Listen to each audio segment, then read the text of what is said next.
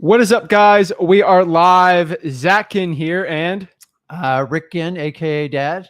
And we are here to show you exactly how to change your life in real estate wholesaling and exactly how to change your life today by doing your first, second, third, fourth, fifth, whatever real estate wholesaling deal. 10th, 11th. So this will be an exciting one. We're going to do a lot of Q&As today. We're going to talk to the people. But really what I want to talk to you about is changing your life in wholesaling real estate. So how can the average wholesaler they're watching our channel, they're learning about all the crazy stuff about wholesaling real estate. What can they start doing today to change their life? Simple. Number one, first, get excited about the idea of doing it. Mm-hmm. If you guys think back, if I didn't make the change back in 2003, we all wouldn't be sitting here today. Mm-hmm. So it was, you can call it a brave act, but wholesaling to me is the fastest way to your financial freedom. And I'm not the only one that's proven. You're not the only one that's proven. It's been done so many times over and over.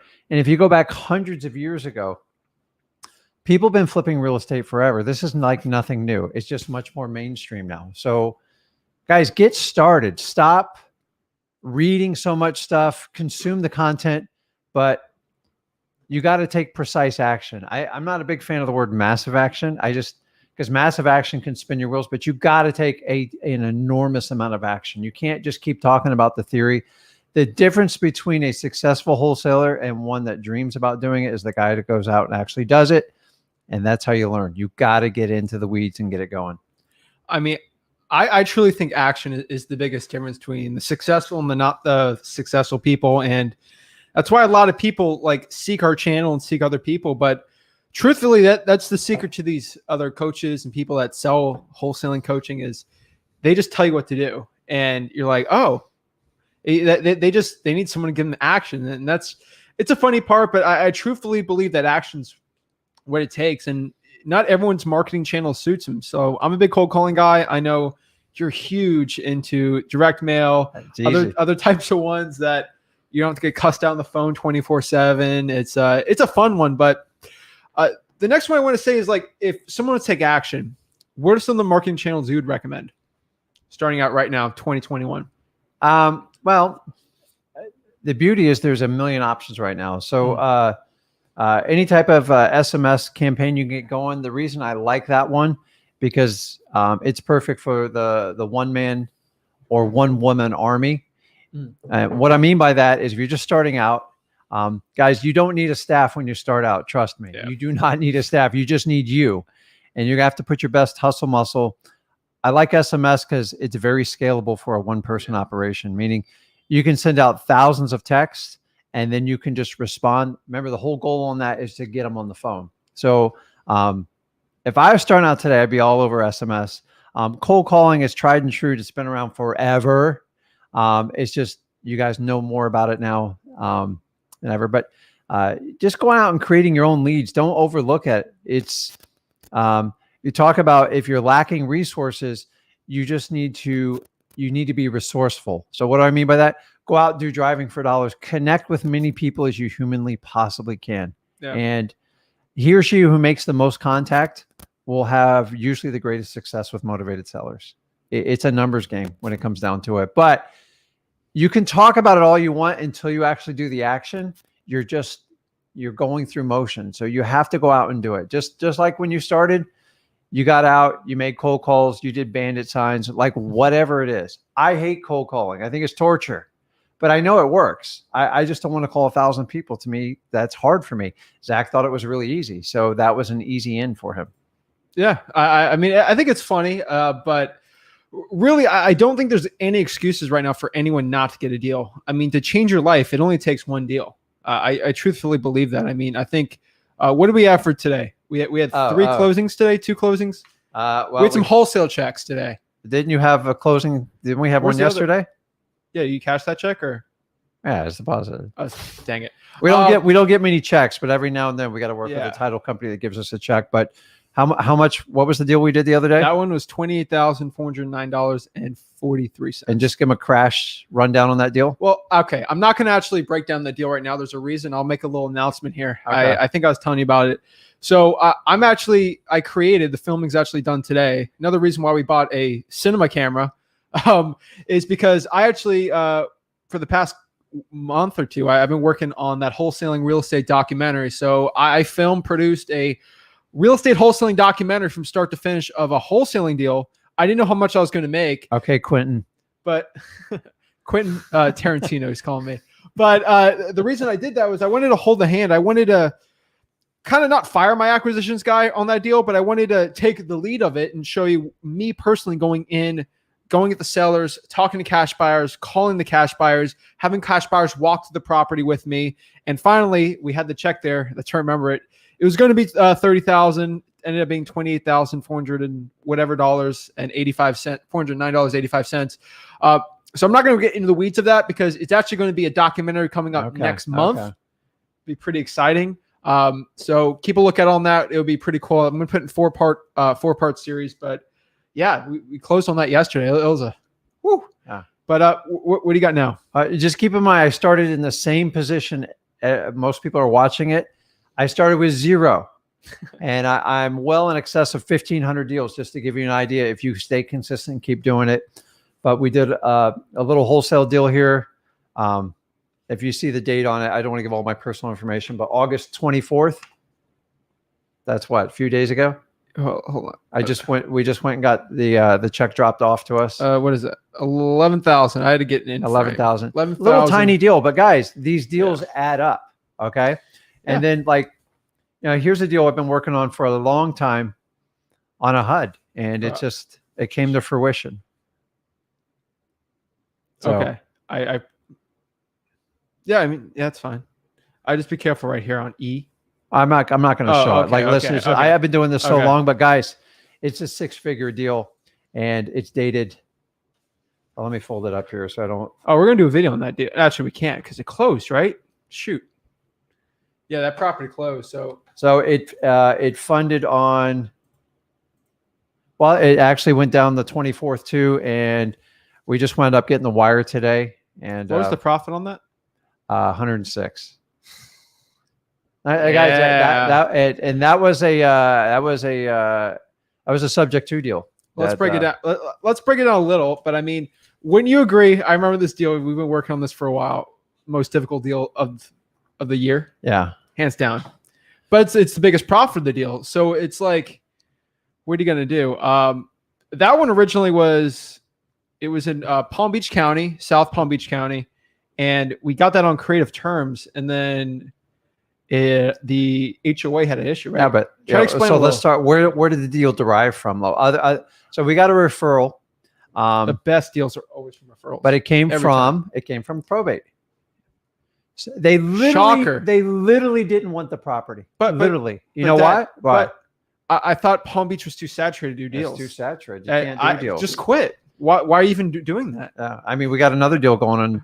Like, guys, listen, we look at everything. We now look at, truth be told, Florida gets more and more competitive. So we look to expand our marketing. So we now do townhomes, which we've always done, and we do condos. There's an inherent risk with those because you got to deal with HOAs. And we're very well versed in dealing with them. Unfortunately, we have to involve attorneys to get done what we need to get done. Yeah. And it's a little bit ahead because everything has to be approved with with these condos. So you got to, like, I've actually have to go sit in front of a board.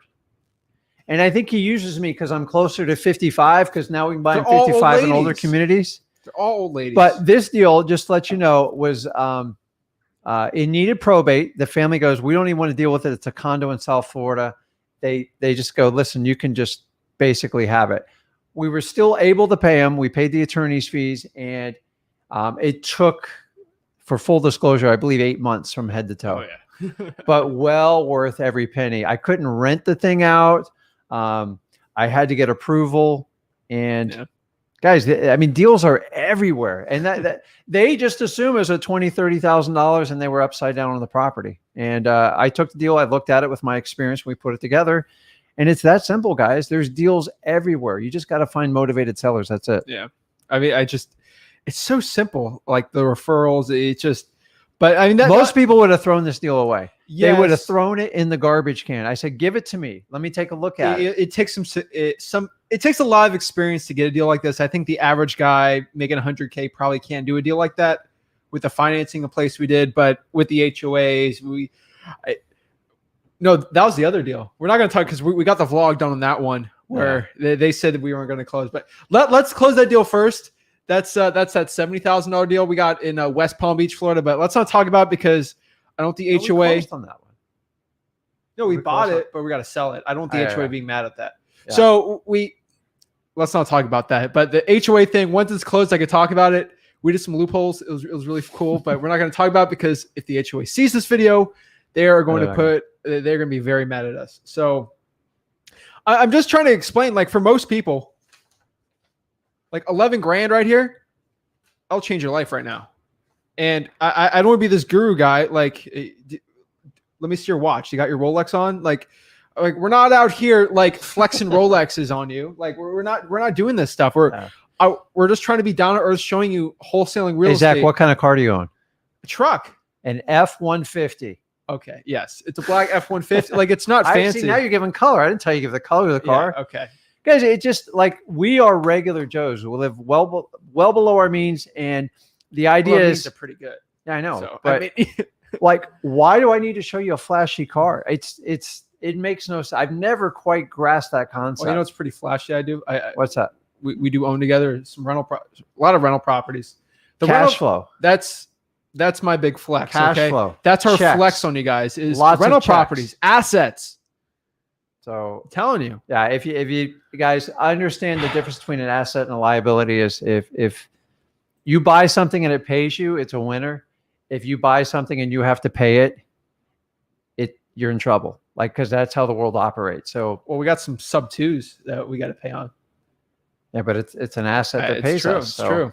And I'm not personally signed for them. So it's guys, there's so much opportunity out there. You got to take wholesaling, and you're going to run into roadblocks. Did you run into roadblocks when you first started?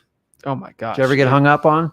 Hung up on? Did you ever get told to take a hike? I'd code enforcement chasing me. Yeah. In my car. So oh my gosh. We've all had stories. You remember that car? Remember the suspension? It was like on a boat.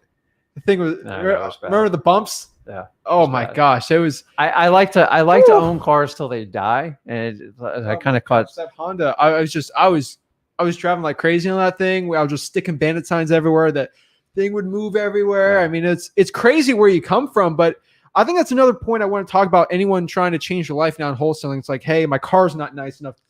I mean, you used to have a lot of old cars. Didn't you in Port St. Lucie back in the day? I remember this. I don't remember specifically closing deals when I was like 7 or 8, but you had a stinking minivan. You had a white minivan. You're going out there closing crazy deals. I had a right. Yeah, it was pretty. It was. Yeah, but it was needed, man. You guys were messy ass kids. Period. So. Yeah, no, but okay. What I mean by that is, did the minivan, that beat up white minivan, were you still getting deals pulling up to someone's house with that thing? No, I was. I didn't tell care. You, I guarantee if you pull up on a high-end sports car to a motivated seller, you're done. But I just want to. So if someone pulls up to a minivan to a motivated seller, it's not going to stop the deal. They don't care. You're psyching yourself out thinking they don't care. It's crazy. Listen, motivated sellers, they don't come to your house. You always go to them, and be careful. Like I see a like, oh, I'm going to wrap my car and stuff like that. Do you remember the one time I did that truck? Yeah.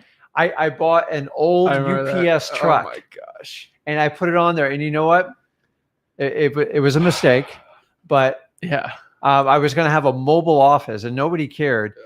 And every time I pulled up a motivated seller, like, can you get that thing out of my driveway? You're embarrassing me, because it said, I buy houses cash fast. And I learned quickly, like, you looked like Ted Bundy in that thing. It looked scary. Had a lot of white smoke blowing out the back. It was scary looking. But that's the problem, is like, if you're going to if it embarrasses your sellers, like, don't do it. So some of you, like, I see a lot of people like I buy crack houses and they wrap their car. It's a really cool marketing thing. do not use that car to pull up when you go on an appointment because it's going to work against you. I did it the wrong way. I thought it was the coolest thing. Well, shout out to that. You know who coined that term out in Tampa? Yeah, Kenny Rushing. Kenny Rushing. Kenny Rushing. He literally dude. bought crack houses. Like, that's what he does. So it's but shout out to him on that. That's a funny one. He did the rap, but like, I don't know, man. He pulled it off. He coined that phrase. He took a Hummer and wrapped it and says, I buy crack houses. And he owned it and he married it, because the reality is he bought like 20 or 30 crack houses. He's like, I might as well just own it. Yeah. So, I mean, that's like brilliant marketing. But you know who we got to get on here? Who? Ice-T.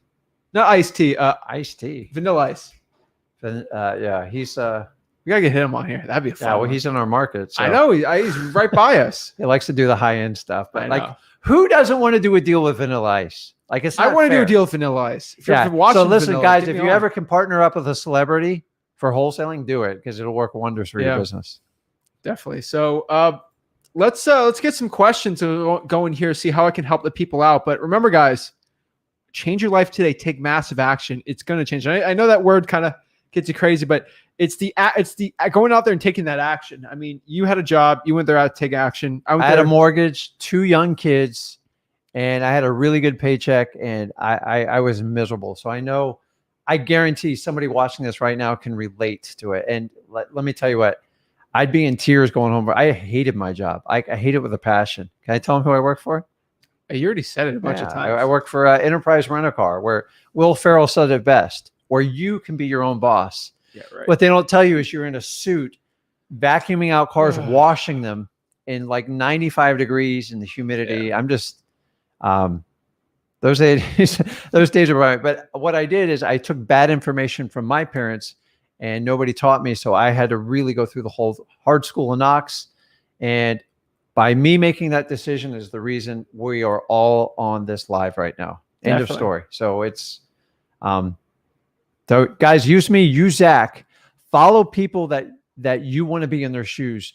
Do not, I can tell you the biggest thing you can take from this is do not take advice from people that don't do what you want to do. End of story. Talking's one thing. Actually doing it, cashing checks and doing it is all the difference in the world. So stop taking advice from people that don't have a financial IQ. It's the biggest thing. And you know what? Unfortunately, your parents are usually the biggest violators. I was for a long time, my first 33 years. Yeah. I mean, 401k was my advice, and go to get to college. And neither one of those things got me to the promised land. Not even close. Definitely. So we do have some people in the back here waiting to get some video chats from us. Remember, guys, every week, I try every week, we allow anyone, like literally anyone who watches us, to do a one-on-one video chat with us. I'm not this big guru person where to get a video chat with me, you have to be part of our mentorship program where it's $2,000. We're not going to bill them.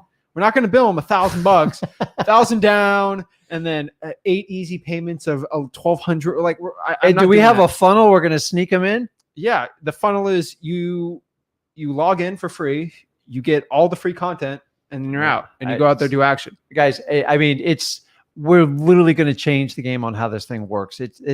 Listen, when I started out, you had, like, if you were a guru, nobody knew what a guru was back then. They had to spend a ton of money and time in 6 months to a year to set up. Freewholesaling.com. And then it switched to the online webinar. Hey, I'm going to give you an hour of free training at the end. I'm going to hit you over the head. But you know what's the new one? What's that? My private Zoom. Go to my private Zoom. No, but the other one, here's my favorite one is, well, let's set up a phone call and see if you qualify. How do you think people qualify for a program? Do you have the money in your bank account to pay me right now? Do you have a credit card? And if you don't, we got a payment plan for you. And number 2, do you have a heartbeat? Yes. That's it, guys. End of story, because it's a business. It turns into flipping students. Yeah. It's not about flipping properties. And guys, please, whoever you take advice from, I don't care if you pay them or they don't, please make sure they're actually doing the business currently, because what I did in 2003 and what I do today, like, some of the stuff works, but for the most part, you have to change. Like, Zach brought me up to date on a lot of, like, the cold disruptive marketing SMS. Channels. I didn't do them. And Facebook cash I was buyers. an idiot for not doing it. So I'm just telling you, like, people say, oh, I'm going to go concentrate on my students. That's a key for is, like, I don't want to wholesale anymore. Like, I'm not good at it. Yeah. I love it, man. I will do this till the day I die. I love. I want to get your flipping take on a couple properties. things. I actually I didn't show you these because we're kind of busy today. Let me go here. I'm gonna see if I can put it on the screen here, but I got this text today at the gym. We don't even own this house, but like I just get texts from people on SMS. This was like probably the worst Looks like text. a long one. It was on Call Rail. This was the worst text I think I've ever seen from a wholesaler. I want to critique this for you guys. I just look at it and read it, and I'm gonna try to put it on the screen for you. I'll read it, or actually, hold on. I'll read it to you. Yeah, go ahead. You let me know. All right. G''DA. Hold on, let me change the screen here. What's that mean? Good day? Yeah, but it was Gday. How are you gonna put that on the screen? I'll show you. Look, hold on. Good Lord. Hold on. There's a lot of moving parts here. Okay. Oh, like- okay. I thought you were gonna like just magically pop it up there. No, hold on. It's got autofocus. Yeah. Gday, Janice. The Vero house business is worth a good amount. Thought about getting it on its success. You could just reply, cancel it, unsubscribe. Andy here, a local home buyer, and if it's available, I'm willing to take a look at your home at 315 16th Avenue. Does it sound like a plan? What I want your opinion is the person texted this. The Vero Beach house business is worth a good amount. Thought about getting in on its success. It makes no sense. It's like my favorite is the Bannatynes that go, we pay the most. That's you're asking for hurting on that one. That's what I'm saying. Like, okay, you're gonna get the phone call unless you're an amazing closer, but you've already set the bar so high. I don't know how you're gonna wind up getting a wholesale number off of that. That is what I'm trying to tell. I don't pay the most. I it's tell people crazy. the truth. I'm not gonna be your highest offer. And guys, this is my competition. But I'm gonna be your best offer. Exactly. I just think never it's be crazy. your highest. Your highest. Listen, the rules of real estate is the higher the offer, the more crap you got to put up with. Yeah. And the reason that home sellers want to deal with wholesalers like us is they don't want the hassle. They just like, I just want to get rid of it. Have you ever sold something, Zach, specifically? Have you ever sold something like, just give me $20, I'll move on with my life? It's Even though if crazy. it's worth 40, like just move on. I don't want to deal with it. Guys, I do it all the time. Like I don't do garage. I can't deal with a garage sale. I just can't deal with it. I'm like, just give me $1,000 or give me $500 for everything. I'm not sitting here for $5 items all day. Yeah. And that's what equate to. Everybody goes through it. People got stuff going on in their life, and you just got to be in the right place at the right time. And that requires you to be active in taking a ton of precise action. Exactly. I mean, that's what it's about, taking precise action and just going at it. So let's get some Q&A going from the people. I know I got some people in the back. We got some comments. So guys, if you want to get the video chats, it's locked for now. You got to be in Wholesaling Houses for Real. Again, that is Wholesaling Houses for Real. That is our mastermind. It's actually the top of mastermind. You also go to freewholesaling.com, but it's the top mastermind in the country. We got 16,500 people in it, which is kind of crazy, but it's Wholesaling Houses for Real on Facebook. So facebook.com/groups/Wholesaling Houses for Real. That's our mastermind. That's where I put the link in every week to call in, talk to me one-on-one. So if you're not in it, hey, there's no way. But if you want in, or if you're already in the group, the link to join there on the things right there. And guys, get in. It's free. We're the only organic group out there. How much advertising we spend this year? $0. Zero. I don't spend any money. Do you guys get annoyed when you see like someone trying to sell a Porsche on an ad? Like, you hear something crazy? I'm going to say one more, and then we got Terry in the back, so we're going to talk to Terry. All right, Terry. Terry's got many questions he wants, but I saw this one coach guy, Guru, and he said he was making fun of gurus, and he said, why do coaches coach and spend their time coaching because they don't make enough money in their business? And like he was telling like good points, like we were saying, and he said that's why I train my coaches to coach you. It's only $4,000. I was unbelievable. I saw that. Wait a minute. Is it a coach for the coaches? No. It's another person. He's making fun of gurus and coaches and saying, if you coach real estate, you're not running a good enough business. Yeah. And then he says, well, because I don't do that. I hired coaches to do it who will coach you. and then they do like a $4,000 thing. It's crazy. It's unbelievable. Probably pays them $1,000 and pockets $3,000. And that's how it goes. And then they're like, it's like the Tim Ferriss 4-hour work week. And it's like, I've been wholesaling since 2007. I'm the great. This guy claimed to do 2,000 deals, 2,000 wholesaling deals. Yeah, so you could break that down. 2,000. I did do it 19 years. Have you done 2,000 wholesaling deals? Not quite. 2,000's insane. 2,000's that would be. That's like it's Wall crazy Street numbers. And but I've been doing it for 14 years, so you can't really track that. 2,000's ridiculous. And it's a paid ad too, right? It's organic, but he paid a bunch of ads, or she. It's crazy. These people, these gurus are just testing me. It's the guys that by the way, there's no barriers to entry for gurus right now. It's crazy. I think I said this on Instagram.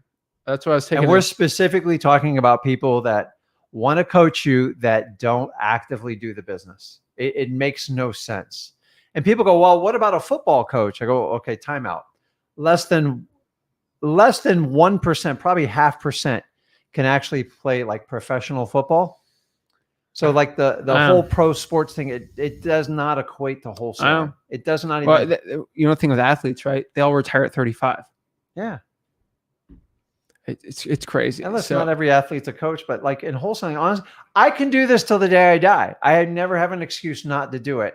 And why wouldn't you want to do it? Because I can help as many people as possible. Listen, me and Zach talked about it. We talked about coaching. We just said, I've coached a few people, for full disclosure, over the years, but you can only help so many people on like one-on-one. So like group coaching. So we said, how can we help the most amount of people?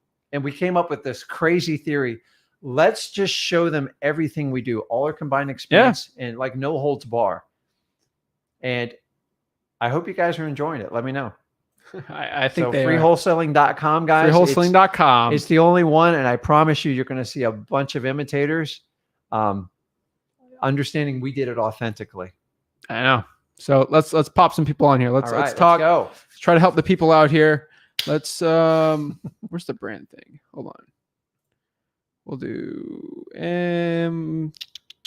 this one today. Guys, this is where I get lost in technology. So Terry. Hey, I wasn't expected to be the star of the show here. You're the star. Let's go. How can we help you become a better wholesaler today? Well, I just found you guys' site just a few months ago, and I've been watching your videos every night going back. You know what's amazing is you watching Zach, you can see him growing up through the year, It's crazy. Like a baby, then he's growing up into a young man. You can see that. So it's pretty cool. But I live here in Las Vegas, and I'm just trying to get started. I wanted to ask, would you focus on like text messaging and just blast those out and try to build up your business that way? Or would you do like cold calling, which is what I'm going to do? I'm going to sign up with the with that site that you guys have probably next week. But yeah, I just wanted to get just some basic information on that and see where to start. Yeah, so in Vegas, it's a little more saturated. You have a lot of experience in Vegas. But Vegas is a lot like South Florida. Yeah, it's actually, I think it'd be probably a little bit better in South Florida. South Florida's been an established market. I think Vegas, you got so much going on in Vegas. I like Vegas. Now, I haven't done business in Vegas, but it's Terry, right? Terry. Yes. What? So I always tell people, do the marketing style that fits you. Yeah. I hate cold calling. It's like I'd rather hit my head. But this kid he's made hundreds of thousands of cold calls. So if you do something you truly hate, it won't work. So just kind of reverse engineer it type of deal. So like some people, I assume it's basically you, correct? Yes, sir. Okay, so you need to find the one-man army that's going to do the most damage for you, and don't overlook like some of the basic stuff, man. Like it's just a lot of networking, driving for dollars. Every market's so different. That's why I love doing this, because I can connect with people like all over the country. But you got to decide what rings the bell, and then the next step is, after I do my third deal or my fourth deal, then you can take some money and apply it to some more, so you can scale some of your marketing. So I love inbound marketing because I don't feel like I don't have to chase people. But if I started out cold calling, oh my God, I would have owned the market, but I didn't. So, so what appeals to you most? Well, I like that. Just watching from what you and Zach talk about, I like that PropStream. So I'm going to look into that here in the next couple of days. But I noticed that you guys were showing how to do vacant lots, and there's a lot of those around here. There's a lot of mobile home parks around here. So the reality of mobile homes, like when you're starting off, unless you can pick them off one by one, my recommendation is not try to take down an entire mobile home park when you do it, because there's a lot of things that go into it, from, sanitation to utilities. And, but most mobile home parks are done with like creative financing, but traditional banks are very slow. What about just the land that the land's great are setting on? So what you have to do when you do land, you just have to be an expert in your local market, and you're going to have to reverse engineer and see what someone would pay for it. Because if you don't know what someone's going to pay for it, you have no idea what to make an offer on vacant land. And that's always be the challenge. So traditionally, when I started out doing it, I would go to builders, but they're really cheap. And I gave up on builders because they paid the least amount and they were the slowest. And then I found people that wanted to build their own homes, and they would typically pay me about 30% more. So once I sold 2 or 3 lots, I knew exactly what they would pay. So when I was doing it in Port St. Lucie, I knew the exact numbers. So it was like cheating. Once I did 2, and by the 3rd lot, I could do 10, 15 deals because I knew exactly what the market was demanding and what people were paying for it. So the vacant land is, to me, is kind of an easy one. You just need to study the use of the land. By the way, the PropStream is how long you been in Vegas for? How long you familiar with that area? I've been here for about 6-7 years now. Okay, so you should have a good layout of the land, so you know which way they're developing, which places have large lots of lands. And yes, sir. I gotta be honest with you, like, we use PropStream. It's a big part of our business. It makes it so easy. I get comps. You get 10,000 leads out of there. You can find vacant properties. It's so easy to assess the numbers. I would not run my business today without PropStream. And like, we love using it. In the old days, I had to go to like 9 different sites to get everything I did, and the time was brutal on it. So, with your subscription, not only can you do all the comping and everything, you get 10,000 leads with it per month, which you're forgetting one thing too. If you had to pay for it through ListSource, it's really expensive. Also, though, you can do drawing for dollars. So I think if you do the counties around Las Vegas, this is something not a lot of people talk about. There's so much money in the counties surrounding it. Yeah, obviously don't do the downtown area. But no, not like Paradise or anything like that. But if you do, like, not the metros, but outside of it. So let me take Phoenix, Arizona. So everyone's in Phoenix, everyone's in Maricopa County, but there's people that they don't do deals in Phoenix. They do deals in like Glendale. Actually, Glendale might be a little too far. They do stuff in like, where is it? Apache Junction. Like they go outside that area, and that's where a lot of the deals are, not in the metro. So try to do, I would think, drawing for dollars around those areas. It's kind of the best of both worlds, where you can cold call, but you don't cold call that many. Cold calling 300 is not going to kill you, and they're a little more motivated. I would just try something, figure out what works, and then go all in on that thing. That's where I'm thinking. Yeah. So I don't know what's going to work. Well, you got to test it out. Yeah. Once you find it out, then you can go like full throttle. But finding those areas where the population's pushing. I know Vegas is a very popular place to live right now. Weather, gambling, the whole 9 yards. No taxes. Is it no taxes? It's zero tax. Yeah, I'm telling you, no sales tax here. Wow, no sales tax. I'm not. What are we doing in Florida? Fishing. But you're right, guys. Yeah, that's what I'm going to focus on. It was PropStream, getting motivated sellers and for sell by owners, and contact them, and then work on the text message blasting, and just try to I plug into you guys a lot. I left a lot of messages with you guys. I've been watching your videos the last few days, trying to catch up.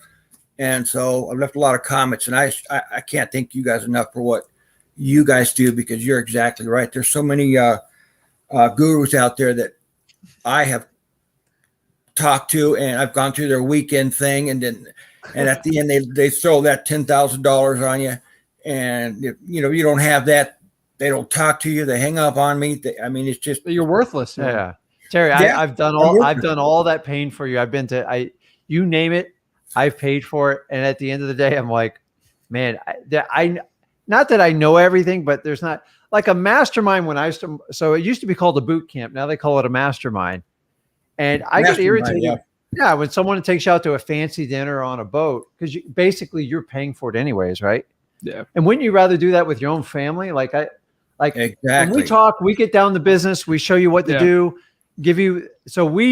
every recommendation we give you, we use in our business. If it doesn't work on our business, forget it. I don't have time. If I don't believe in it, I'm not going to offer it. And the fact is, how much did you pay us, Terry? Just my time, guys. But you know what? And we really appreciate your time, because it's valuable to you. And that's it. We want to change how this business is, because I think it's ridiculous. For 20 plus years, wholesaling's been readily available. And would you agree there's no real secrets? It's just picking a strategy that works for you, that aligns with you. And don't forget this. Figure out your why while you're doing it, because it's got to be more than money. It has to be more than money. Guys, that's what kept me going for over a year now, because I've got a strong why. I've got a daughter with 4 grandkids, and that's what keeps me going. But I guarantee if it was to somebody else that didn't have a strong why, they would have dropped out a long time ago, because trust me, I've thought about it many, many times. Oh, yeah. And then I start back up, and then I get knocked down again, and then I start back up, and it's just frustrating. And these gurus, you don't pay them, they don't want nothing to do with you. And then you go through their whole weekend course, and then you take all these notes, put all this time. I think I got a bachelor's degree in YouTube videos. Yeah. It's just amazing the hours. Take the information. You got to find the trusted sources, and then you have to take action, and you got to be accountable. And we tell everyone, take what you are going to spend on us and apply it towards marketing dollars. So if you think I'm worth 1,000 or 5,000, whatever it is, just get it going. Like I'm telling you, man, I made a decision 19 years ago, and that's why we're sitting here doing this. End of story. Yeah, but Terry, the one thing I want you to know is you're in our diamond, platinum, whatever thing. You can come on here every week and talk to us. We're not going to shun you out. We want to help. So remember, for free, you just come on here every week. I'll talk to you. We want to help. To be honest with you guys, I didn't think I was going to be on here today, because some of these other videos, Zoom calls, it's just you can see them, but they can't see you, and they don't hear you. It was the best. And I wasn't expecting to be on here at all. And then my face shows up, and go, oh my God! I didn't know that. What do you mean you don't see them? What do you mean? They don't show their face? No, they'll talk, but they won't talk to anyone in the Zoom. Remember I tell you they do the private Zooms? Yeah. My favorite is the 15-minute phone call. Oh, God. Yeah. Okay, we're not getting that. But, hey, don't feel like you have to cram everything you want right now. I feel like when you're doing something like this, the best thing is always to get, just 2 tidbits. And then every week you get in and get 2 more tidbits. Because you're not going to absorb everything like crazy. I think you go in every week hey, like you're asking today, hey, what should I be doing? And then next is hey, Zach, what's kind of the script? This is what I'm using. Hey, the seller actually told me this. It kind of threw me off. What would you say in this situation? Every week, just something like that. That's it. And how many videos we upload a day? 1 on Flip with Rick, 1 on Zach Ginn channel. There you go. It's crazy. Thank you guys. Just God bless you guys. I appreciate you guys, what you do. No worries. It means a lot to me. Thank you so much. Have a good one, man. Have a good one. Stay strong. Thank you guys. Thank you. You can hear something crazy? What? We got we had one person got their first deal closed from watching our videos the other day on the comments they put on. That's awesome. And football season's starting too. I know. College football starts tomorrow? Illinois and Nebraska's playing. UCLA's playing. I'm excited. It's crazy. Man. I love football. And that's why we're not leaving Florida. Love football. It's just like wholesaling sometimes. Oh, my gosh. Smash some heads in. All right. Ready? Okay. We got... What is up? Oh, now what's up? What's up, man? How are you? Doing good, man. How are you? I'm doing great. just a quick overview. I got like my first 3 deals watching you guys. And Hey. so hey, Oh, God. yeah. So I've been actually killing it down here in Fort Pierce now. Oh, but nice. my biggest thing now is I'm only 18, and seeing Zach's story really helped me a lot. So I kind of know a lot of things about the business model and whatnot. But my biggest thing now is, I'm focusing on my KPIs and just really trying to get that consistency down. I know like the more my main marketing tactic now is I do cold calling. So I will cold call probably like 500 people a day or whatnot. That's awesome. Pulling in some leads here and there, but I'm just trying to stay focused on getting consistent months and whatnot. So, I mean, that's really it. That's really my main focus. But yeah, other than that, I mean, I've been doing this for like 3 months now. My first deal was 10,000. So that was from watching you guys too. So that was, that was a blessing. That's awesome. Well, that's the good part. Like everything I say that works, it works right in Fort Pierce too. And how long you been doing this for? Like what? How long? 3 months now. Like, yeah, Hey. 3 months. Yeah. So I've been, trying to get it and whatnot. So it's definitely been a blessing though. So awesome, man. How can I help you? What's up? How can I help? So really just focusing, trying to stay on the consistent months. Like my marketing is consistent. Don't know if I need. I'm really focusing on 2 lists right now. I'm doing pre-foreclosures and I'm doing vacant properties. I mean, that's usually what works for me. I don't know if I should, because it's pretty, everybody's doing this in Fort Pierce, so it's pretty saturated, I would say. But I don't know if I need to expand outside of this market or just stay in this market and try new things. I'm just trying to see on what should I do, like pertaining that. I'm not sure.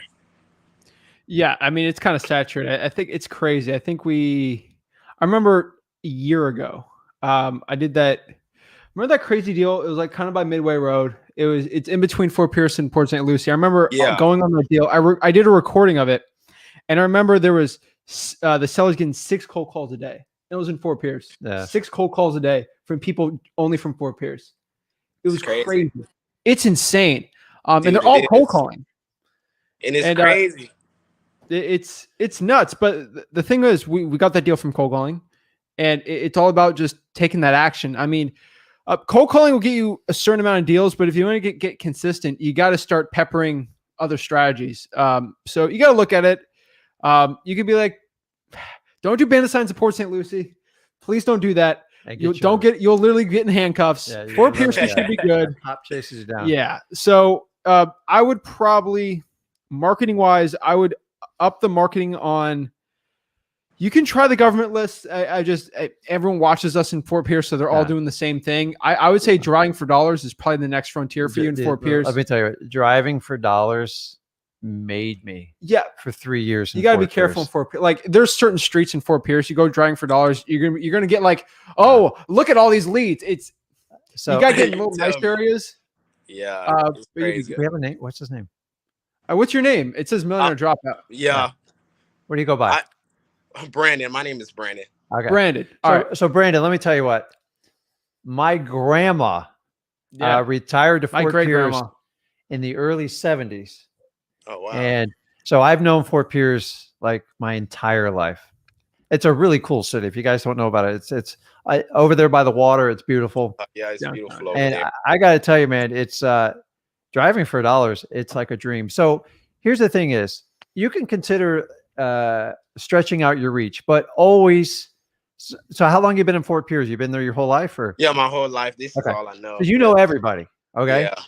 Always understand you will always have a huge advantage. One of the biggest thing when you talk about saturation, our biggest saturation are people doing the virtual market. And that's fine. I don't care how many people come to my market. I know these properties better than anyone. So another part of your game is upping up your ability to talk to people. And as you get better, you get more confidence. Zach knows there's not one objection I cannot overcome. Like when anybody on my team struggles with it, I'm like, throw me in the car. Let's go talk to them. And we just talk and break it down. And then you just start going, hey, you remember as a kid, I grew up, I went over to this park and I did this. And I went over to, I'd go over the Seaway Drive Bridge and I would do this. And then always stay it. Like pretend Fort Pierce is going to be Miami one day. Yeah. And just when you have those roots, it pays off huge. So I did a deal in Fort Pierce. I wasn't mature enough when I was younger during the low market. I had a deal come across my deal. It was a short sale deal, a $2 million mortgage. And it was down there by the water. It was on Indian Drive. By the water Drive. St. Lucie Village. That really nice. That drive is 10,000 square feet. It was 110 years old. Oh my gosh. They put in a brand new 250-foot dock, and a famous family owned it in Fort Pierce. I'm not going to say their name because I'll probably get in trouble.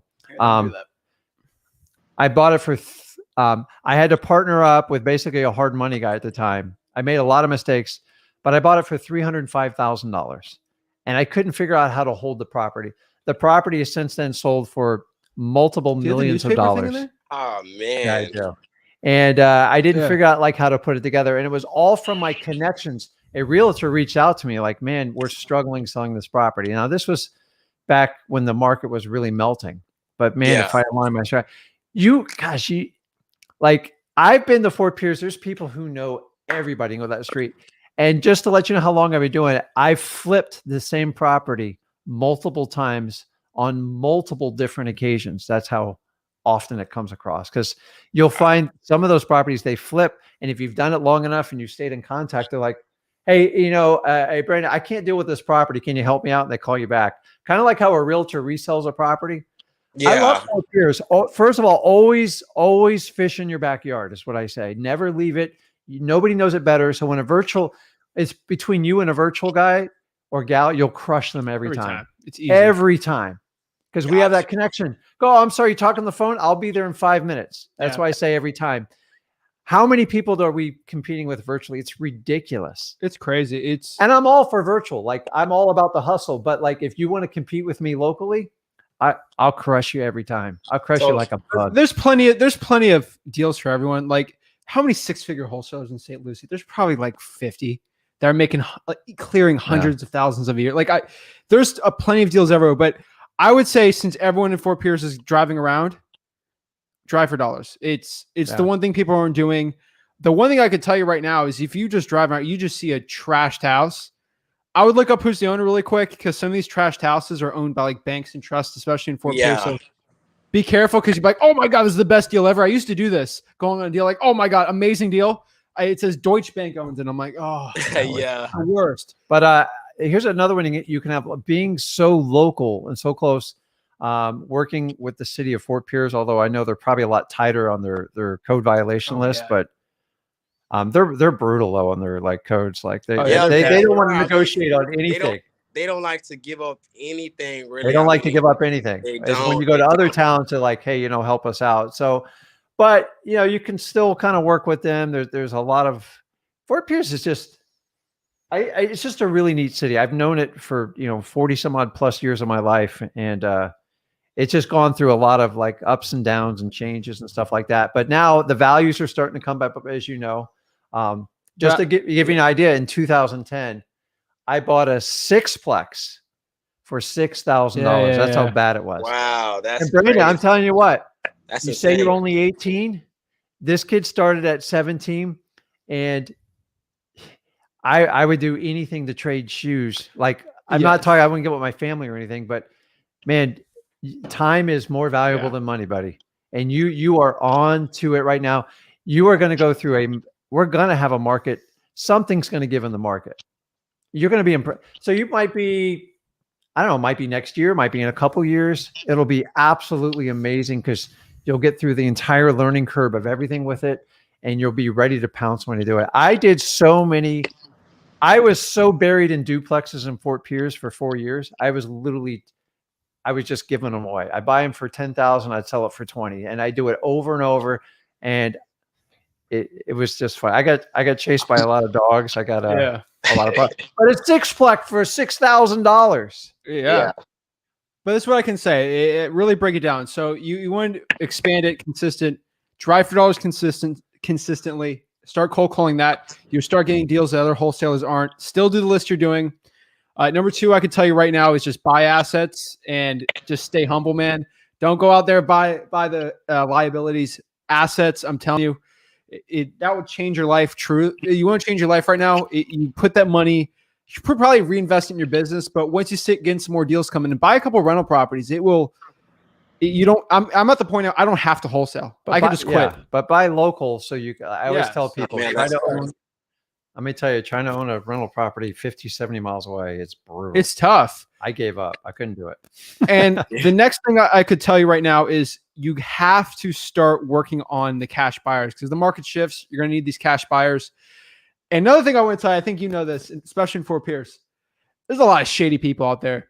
Shady. Crazy, so everyone's assume everyone's trying to screw you. Even me. I'm not trying to, but just assume everyone's trying to screw you because every wholesaler in Fort Pierce is trying to screw you. They will tell you, they're like, hey, that Brandon guy, he went to jail for like assault. Like they'll make up crazy stuff. Just be careful with competition. They're crazy. Remember that one deal I had?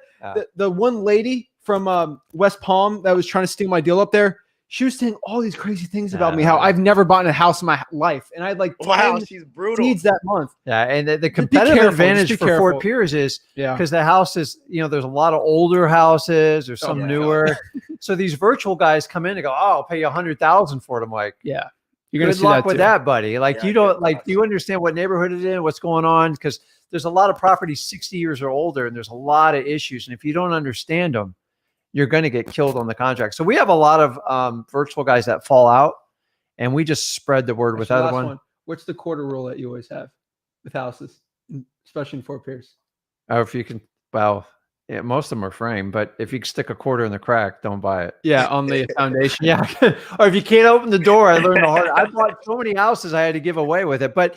See, that's the really unique part, Brandon, is like people from outside the town, they don't understand it. And remember, we have hurricanes and it's every time we have a major hurricane, it's 3 years of bliss for wholesaling. Man, we have a hurricane like every year. It's crazy. No, I know, but you need one that hits you. So our last big strike was 0405. And I bought so many properties for 3 years after that. I was buried. And I didn't even do Fort Pierce. I couldn't even, I just solely did Port St. Lucie, but I think you're on the right track. Just keep educating yourself. And what got you into wholesaling? Like, what was the draw? You know what's so crazy? I didn't really want to graduate high school because I just knew it was another way. So I stopped going to school for like 3 months. I mean, a lot of people would call you crazy for doing so. Like the teachers, the students, they just couldn't understand me. But my mind is always thinking it and my mind is always moving. So I just got on YouTube one day and was like, quick ways to make money as a teen. Yeah. I tell you, no joke. Zach Ginn came up, seen this thing about wholesaling. It was just so crazy. It intrigued me so much. So I'm just like, man, I got to learn this. I want to get this first deal. Calling. I mean, I'm calling thousands of people. It's insane. And then, you just want to give up because you don't got that first deal yet. And then you just keep calling, end up getting a property on the contract. And man, it's so crazy because everything that I ever needed to learn about the business was on you guys' channel. Like, how to find cash buyers, how to find motivated sellers. And Brandon, how much did you pay us? Not a penny. And that's the best part, man. That's it. Yeah. So guys, so here's the thing. Yeah. In the future or something, like Brandon's going to get a lease option deal ready. Yeah. And he's going to be like, what do I do? And like, he'll DM me and we'll split the deal and he'll probably cash flow $1,000 for the rest of his life. Like, it's just the connections you can make while doing this business. I could go on hours. That's the thing. Can do in Fort Pierce. It's just like, why we do it is we build connections that make us way more. The last one is there's 2 auction companies in Fort Pierce. Oh gosh. And they do Saturday auctions. Jameson. Oh my God. You get to know everybody. You get years up. You need to go to those things because they're Saturday morning and they do have a reputation. They do sell a lot of low-end troubled properties. And it's funny. I did one back in 2010. I used to the market was so bad, they used to call me before they even put it on auction. Like, Rick, will you just buy it? I'm like, oh my God. I go, are you kidding me? Now I took Zach there once as a teachable moment. How long ago was that? That was a while ago. It was It was crazy. Yeah, that was like it was 2.5 to a years property ago. that I bought. I told you, I go, remember these that multiple ones. I go, Yeah. son, I bought this one. He goes, how much you paid? I got paid $33,000. The dang thing sold like in the mid twos.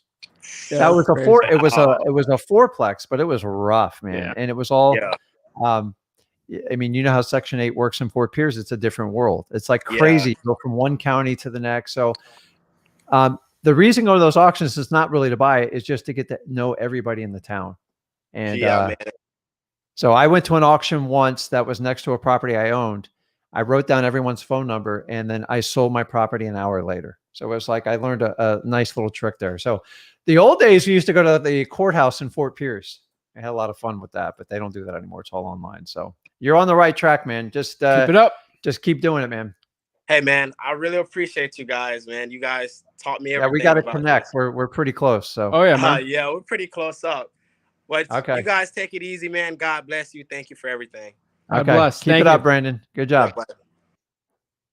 Woo! That's awesome. Local show now, huh?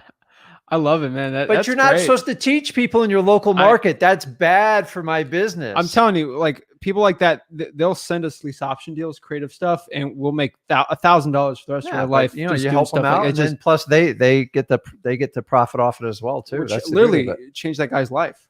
That's crazy. Yeah, that's crazy. 3 deals. Do you think that guy had 10 grand? It doesn't matter your It's education crazy. level. It's how much action you're willing to take. It's so nuts. This business is crazy. So let's see what else we got. Got a dog. Oh my gosh. Should I go get my dog? No, he's too big. My dog just barks too much. Zach? How's it going? How can we help you become a better Good, how are wholesaler you? today? Doing great. I'm blessed. Awesome. Where are you at? I'm in Connecticut. Okay. So it's a hard market. Is it snowing yet? No. I don't know. I'm a Florida guy. I don't know. It's August. Okay. You know what? It's like the hottest day of the year, actually, here. Oh, really? I feel like 100 today. Ooh. Thanks. You got air conditioning? Yeah. No. I just moved into my place. Oh my so gosh. I haven't got that yet. Oh my gosh. But, okay. So I've been investing for about 7 months now. I'm still waiting on my first deal. I'm working really hard on it. And I guess my biggest trouble, I started in my market in Connecticut, and my biggest trouble is like a lot of sellers here want more than retail. So more than retail. Yeah.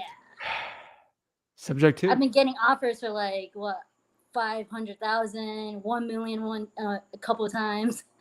And those. So how long you been in Connecticut for? Oh, my whole life. Your whole life. So you're okay. Yeah. So I do know the state pretty well. It's okay. And what's like the median price of a house around you? Just to guess, so I get an idea. I want to say 200K. That's not 150, 200. I mean, that's reasonable. That's very reasonable. So yeah. So let me ask you this. I'm going to put you a little bit on the spot here to try to help you out. Okay. It's not to embarrass you or do anything. You said the word, I believe she said trying. Okay. Yeah. So tell me what exactly you're doing. Like what's your method for finding motivated sellers and your activity level? And let's see if we can help you out here. Well, I first started getting a Google course. So when I went through the program, I did learn a few things about wholesaling from the course. And I just wanted to mention that like I wouldn't get this interaction with them. They the closest I got to the guru is through Voxer. So it's like a little chat, kind of like a WeChat or something. Okay. So and, you just send messages. So I didn't actually get his phone number and get in touch with him directly, which I needed to a few times talking to sellers. And so it's nice talking to successful wholesalers in this industry face to face. So through video interaction. So which I never got from him, and I paid for his course. So gosh. So let's move past that. You know where we stand on that stuff. So yeah. Tell us what marketing methods you're doing and what kind of activity levels you have. Like give me your daily or weekly routine. So I actually don't cold call right now. The only reason why, I did at the start, Okay. and yeah, so I did work on it. The only thing is, I work at Amazon right now, 40, 60 hours a week Wow. sometimes. So it's a Driver at lot the of warehouse. hours at a warehouse. Okay. Okay. Yeah, so and then I come home tired. I sleep for like what, 8 hours, 7 hours. So I don't have a lot of time in my hands. So that is the only reason why I don't cold call, is because I don't have time. So I do have a VA I work with. She's in the Philippines, and she's great at what she does. She knows the real estate side of things, and she knows how to cold call, and she's been doing it for a while. So I'm thankful she actually found me. So through another investing group, and she got in touch with me, and so I'm thankful she got in touch. And I've been working with her for about a month and a half now, and she got me a few leads. And she's actually a better cold caller than me. So that's how I get my leads right now. It's through cold calling. Okay. And how many calls is she making on average per week or per month? So I pull a list weekly of like what, 300, 400, because that brings me to about what, 60, $80 for the skip tracing a week, Hmm. which is what I can budget right now. And Okay. then I still had to pay her so every week. So that's what I'm doing. Okay. You want me to go with this, or you want to go? What list are you pulling? Vacant lists. And then I tried like with the water lean on PropStream, but I couldn't find anything when I checked off Did you call the utility company? no, I haven't. It's Call them. pretty hard to find that What's information. what's your county? New Haven. New Haven. Yeah. Talk to her really quick. Okay. So Yeah. I'm fine with you having a VA, but honestly, and so I assume you're using because of your time. So Yep. here's the good news: is you obviously you have obligations. That's probably why you're working, correct? Yeah. Okay. So I've always told people don't quit your day job, which that's how I started out doing. I worked a 80-hour a week job, do it. But here's the deal. I'm going to tell you, you're still going to like, what's your weekends look like? I get 3 days off. Sometimes, well, if I don't work overtime, I get 3 days off. But if I do take that overtime day, then I work, and then I have 2 days free. So Okay. And how old are you, if you don't mind me asking? I'm 28. Okay. So you're really young. You have nothing but time on your hand. And here's the beauty. I tell everybody that you get 24 hours in a day. You decide what you got to sleep. But so you're probably working 8-10 hour days minimum? 10 to 12. 10 to 12. Okay. Yeah, and it's physical work, so it's I gotta sleep on that one day, that Okay. one free day. How long have you been on that job for? Six. I would say 5 months now. Okay. And I assume you do that job because it just pays the bills, correct? Yep, it pays the bills. It pays for the marketing for this Okay. business. So my next question is, what's your why? I mean, why do you want to do wholesaling? Like, what's your reason For for dog. it? I love that Yes, dog. to take care of my dog. Also, my dad actually passed away early this year, Oh, wow. so Sorry to hear. it was very tragic for me. Mhm. So, and I just want to do it all for him, to like just prove to myself and prove to um I guess, yeah, yeah, prove to myself that I can do this and just make him proud, even though he's gone. And I just want to do it all for him. And his, I don't want to get like too deep on it, Yeah. but his last words to me were, "Are you okay?" So that just means that like he just wants me to take care of myself and to be well. in a good place after he's gone. So that's my why. And Okay. yeah. Well, that's it. So the first thing everybody starts out, you got to have a really strong why, because this is like real work. You got to work it. So you're working a full-time job.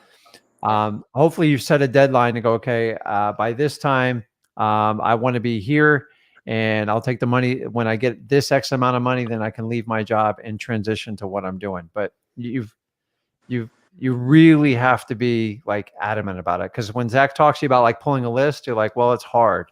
Well, right here, let me show you. So if I go here, a second here, literally, like this is what I did. I just went New Haven Utilities, phone number's right there. Did you call this number? No, I haven't. That's how simple it is. You just search it on Google. Yeah, and you like boom. So the other thing you told me, your VA found you. Yeah, through another Facebook investing group. They're hunters. You know how many I block out of our Facebook group? So just keep this in mind with the VA, because you're still like new to this. So you're still trying to understanding. You can't have the VA running the show. Like you can't having them like, you say they're good, but you don't have a deal. So like you have to look at your data and go, if I don't get a deal, like you got to put pressure back on them. If I don't get a deal like in the next 30 days, I can't pay you anymore. Like end of story.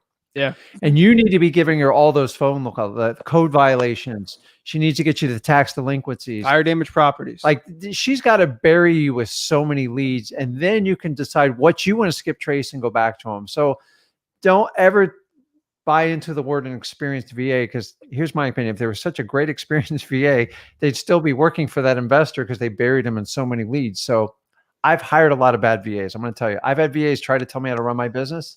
Yeah. You run the show. It's your money. You've got to get action and deadlines, and you got to manage that, his or her KPIs. How many calls you made? How many connections did you do? How many appointments did you set? How many new lead sources do you find me?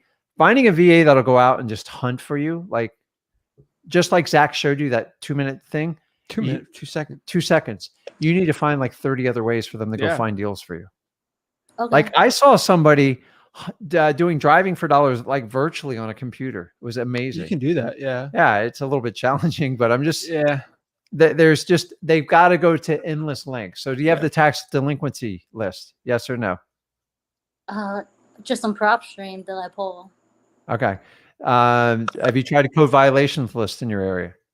Code violations? Yeah, I do have a number. I just need to call it. Okay. Call them. You have a VA you're paying. Like I'm telling you, you're going to have to really up your activity. That's the ones that make it. It's the action. Are you going to take the action or not? So you can dabble, but the dabble's just going to stretch this timeline out forever. So like, we're not telling you quit your job, but take action. Yes. Take action, because you want to bridge that gap. And it's like, listen, a year goes by like that, as you know. Mm-hmm. And you have to. So what you have to do is break it down. You had a full-time job by doing wholesale. Terrible. So like but you know how to do it. You know how to transition. Yeah. So you got to like put everything into it. I'm not telling you. So sometimes you got to sleep a little bit less, and your 3 days off, you got to go like all in. The idea is when you have 3 days off, you should be trying to meet as many people as you physically can. So when you're newer, it's much easier to close people in person. A lot of people will tell you they can close people virtually. It's a little bit of a pipe dream to a point. I mean, I guess you can close anyone virtually. You're probably not going to get a great contract price because you can't see the property. So just like how Zach's showing you, I'm showing you, you gotta have that enthusiasm, and especially in the beginning, because you're going from 0 and you're trying to get to 100. I'm just trying to get you to like 1, 2. I'm telling you right now, if you can, what's your name? I didn't see it there. What's your name? Kalia. It's a pretty name. Thank you. If you can get that one deal, your confidence will shoot through the roof. You'll make your father super proud of you. And then everybody in your family is going to like, I knew that girl had something, man. So you're on the right track. So go, like you've already committed, go all the way in. You already have a VA. Have that VA like either they're going to produce for you, you're going to go find someone else and go, okay, this is what I learned from this VA. A VA, you got to have a checklist. You got to do this, this, and this. It's all about marketing activity. And if you're not getting enough leads, you need to change them. Like, and you don't have to have a VA.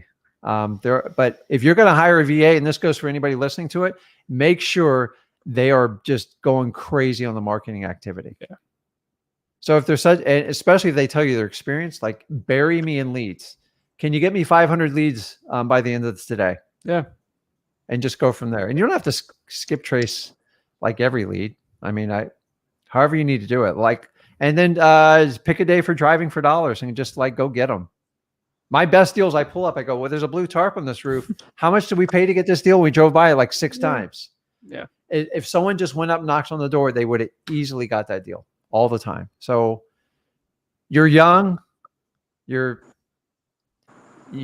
have great energy, you have a great smile. Just keep learning, keep watching the videos, but like go all in, man. Like just bury your marketing till you churn blue.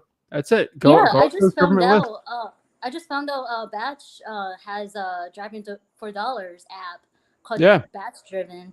So I'm thinking of teaching my VA that. Well, don't you have PropStream? Yeah. You can do that too in there. What's Actually, that? no. Do they have the Google Map? You can do it in the Batch one too. Listen, I just write it down on a yellow piece of pad. So like, and let me tell you, whenever we were suffering with leads, we just get in the car and go. And you can produce hundreds of leads driving for dollars. Yeah. It's a little bit of gas. And let's face it, you're going to go out and run errands anyways, right? Yeah, but I would say the money for that driving for dollars apps is probably best spent skip tracing instead and just pulling a bigger list. Yeah. And then having the VA cold call more. Okay, bigger Get them on a dialer. That's what I would say. Do you track how many calls your VA makes and like their success rate? I usually pull every week like 300, 400 lead contacts, and then she brings me what I think 3 leads a week from those. A week? Yeah. How long is she? How much is she cold calling? So like 4 hours, 4 days a week. So which is 3? what I can budget right now. You should be getting 2 a day, especially at 4 hours. Yeah, you listen. I'm telling you, like you should be pulling 3 to 4 at 5 hours a day. I'm always alarmed when a VA tells you how experienced they are. I think you need to do a couple things. Number one, is she using a dialer? Yes, Batch. Okay, well, you need to be having Batch you can record, and I need you to record her phone conversations. And also do me a favor. I want to put your phone number in the middle of that. And so she's going to randomly cold call you one of them, and you're just going to see the pitch. And I remember once we did the VA that I hired in college. I was so upset. I was paying a bunch of money. I put my phone number in there. I actually was walking through a class, and it was calling and said, it was a rooster in the background, just screaming. There's a baby. Said, do you want to sell your house? That was all they said. I was like, fired. Like you got to be doing quality control. I think she's pretty. I did listen to her recordings, and she's pretty good. Do it. She. If they know they're being recorded, the quality will be up. I promise you. Yeah, but at some point she has to produce for you. They work for you, not the other way around. Yeah, you got to kind of. There's no way. It just by pure fault. But the amount of not that the numbers are huge, but you should have a deal by now with your eyes shut. Yeah. So something is missing. So look at just increase your marketing activity, just what we kind of showed you, just little examples, and then just let her know, like, listen, I'm having a good time here, but like if we don't get some deals soon, I got to move on. Yeah. Or just tell her, like, maybe I'm bringing in another VA just to try to rotate it to see who gets better traction. Okay. All right. Just ideas like that. But you got to have, when you pay somebody, and really, guys, I always tell you, do everything you can yourself, but she has a job, so she's going to do it.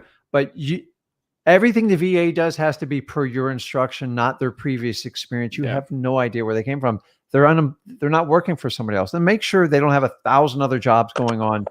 By the way, I hope there's no VAs on here.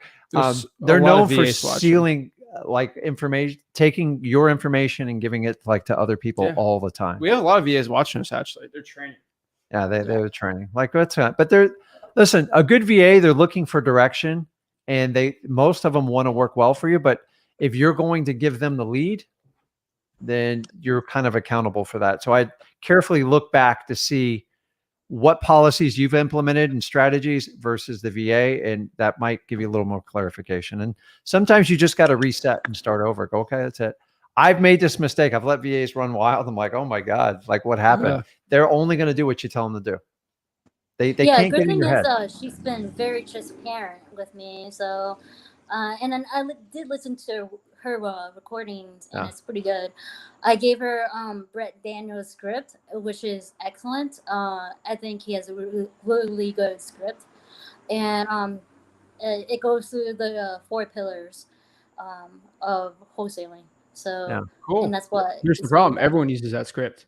Everyone uses What's that the script. difference? Everybody knows it. And remember, Brett Daniel, I believe He's a great dude, though. he's a good dude, but I believe he teaches, he preaches paying people $15 to $20 an hour in the States. So that's some of the stuff like you're competing with. I don't know how that translates to We a found VA. more success just going for the yeses and transferring that from the acquisitions over. What happens when someone's a qualified seller? What happens with that lead?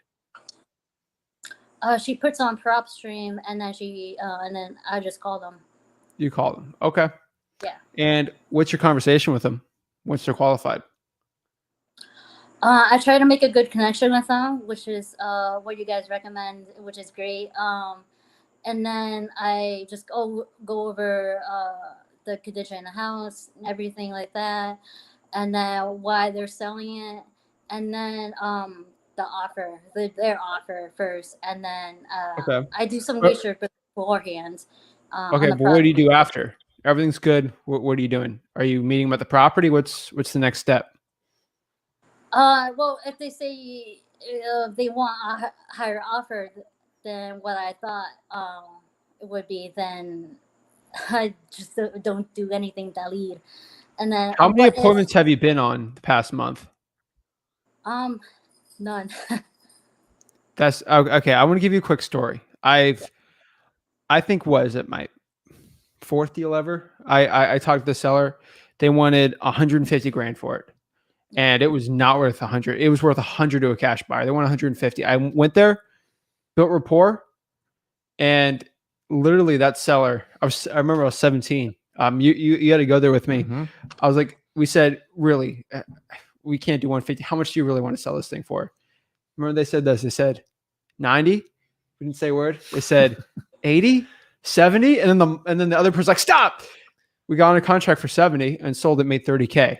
Like, if you're just like, oh, on the phone, they talk big game. When you're in person, they know you're serious. And if you have the right list, you're targeting the right people. Go in person. And then when you go to a house and you go, boy, all of a sudden, like their confidence level and their number, it evaporates. Listen, you guys think that motivated sellers just a VA go, hey, I'm motivated, send me over to the other person. You close it virtually.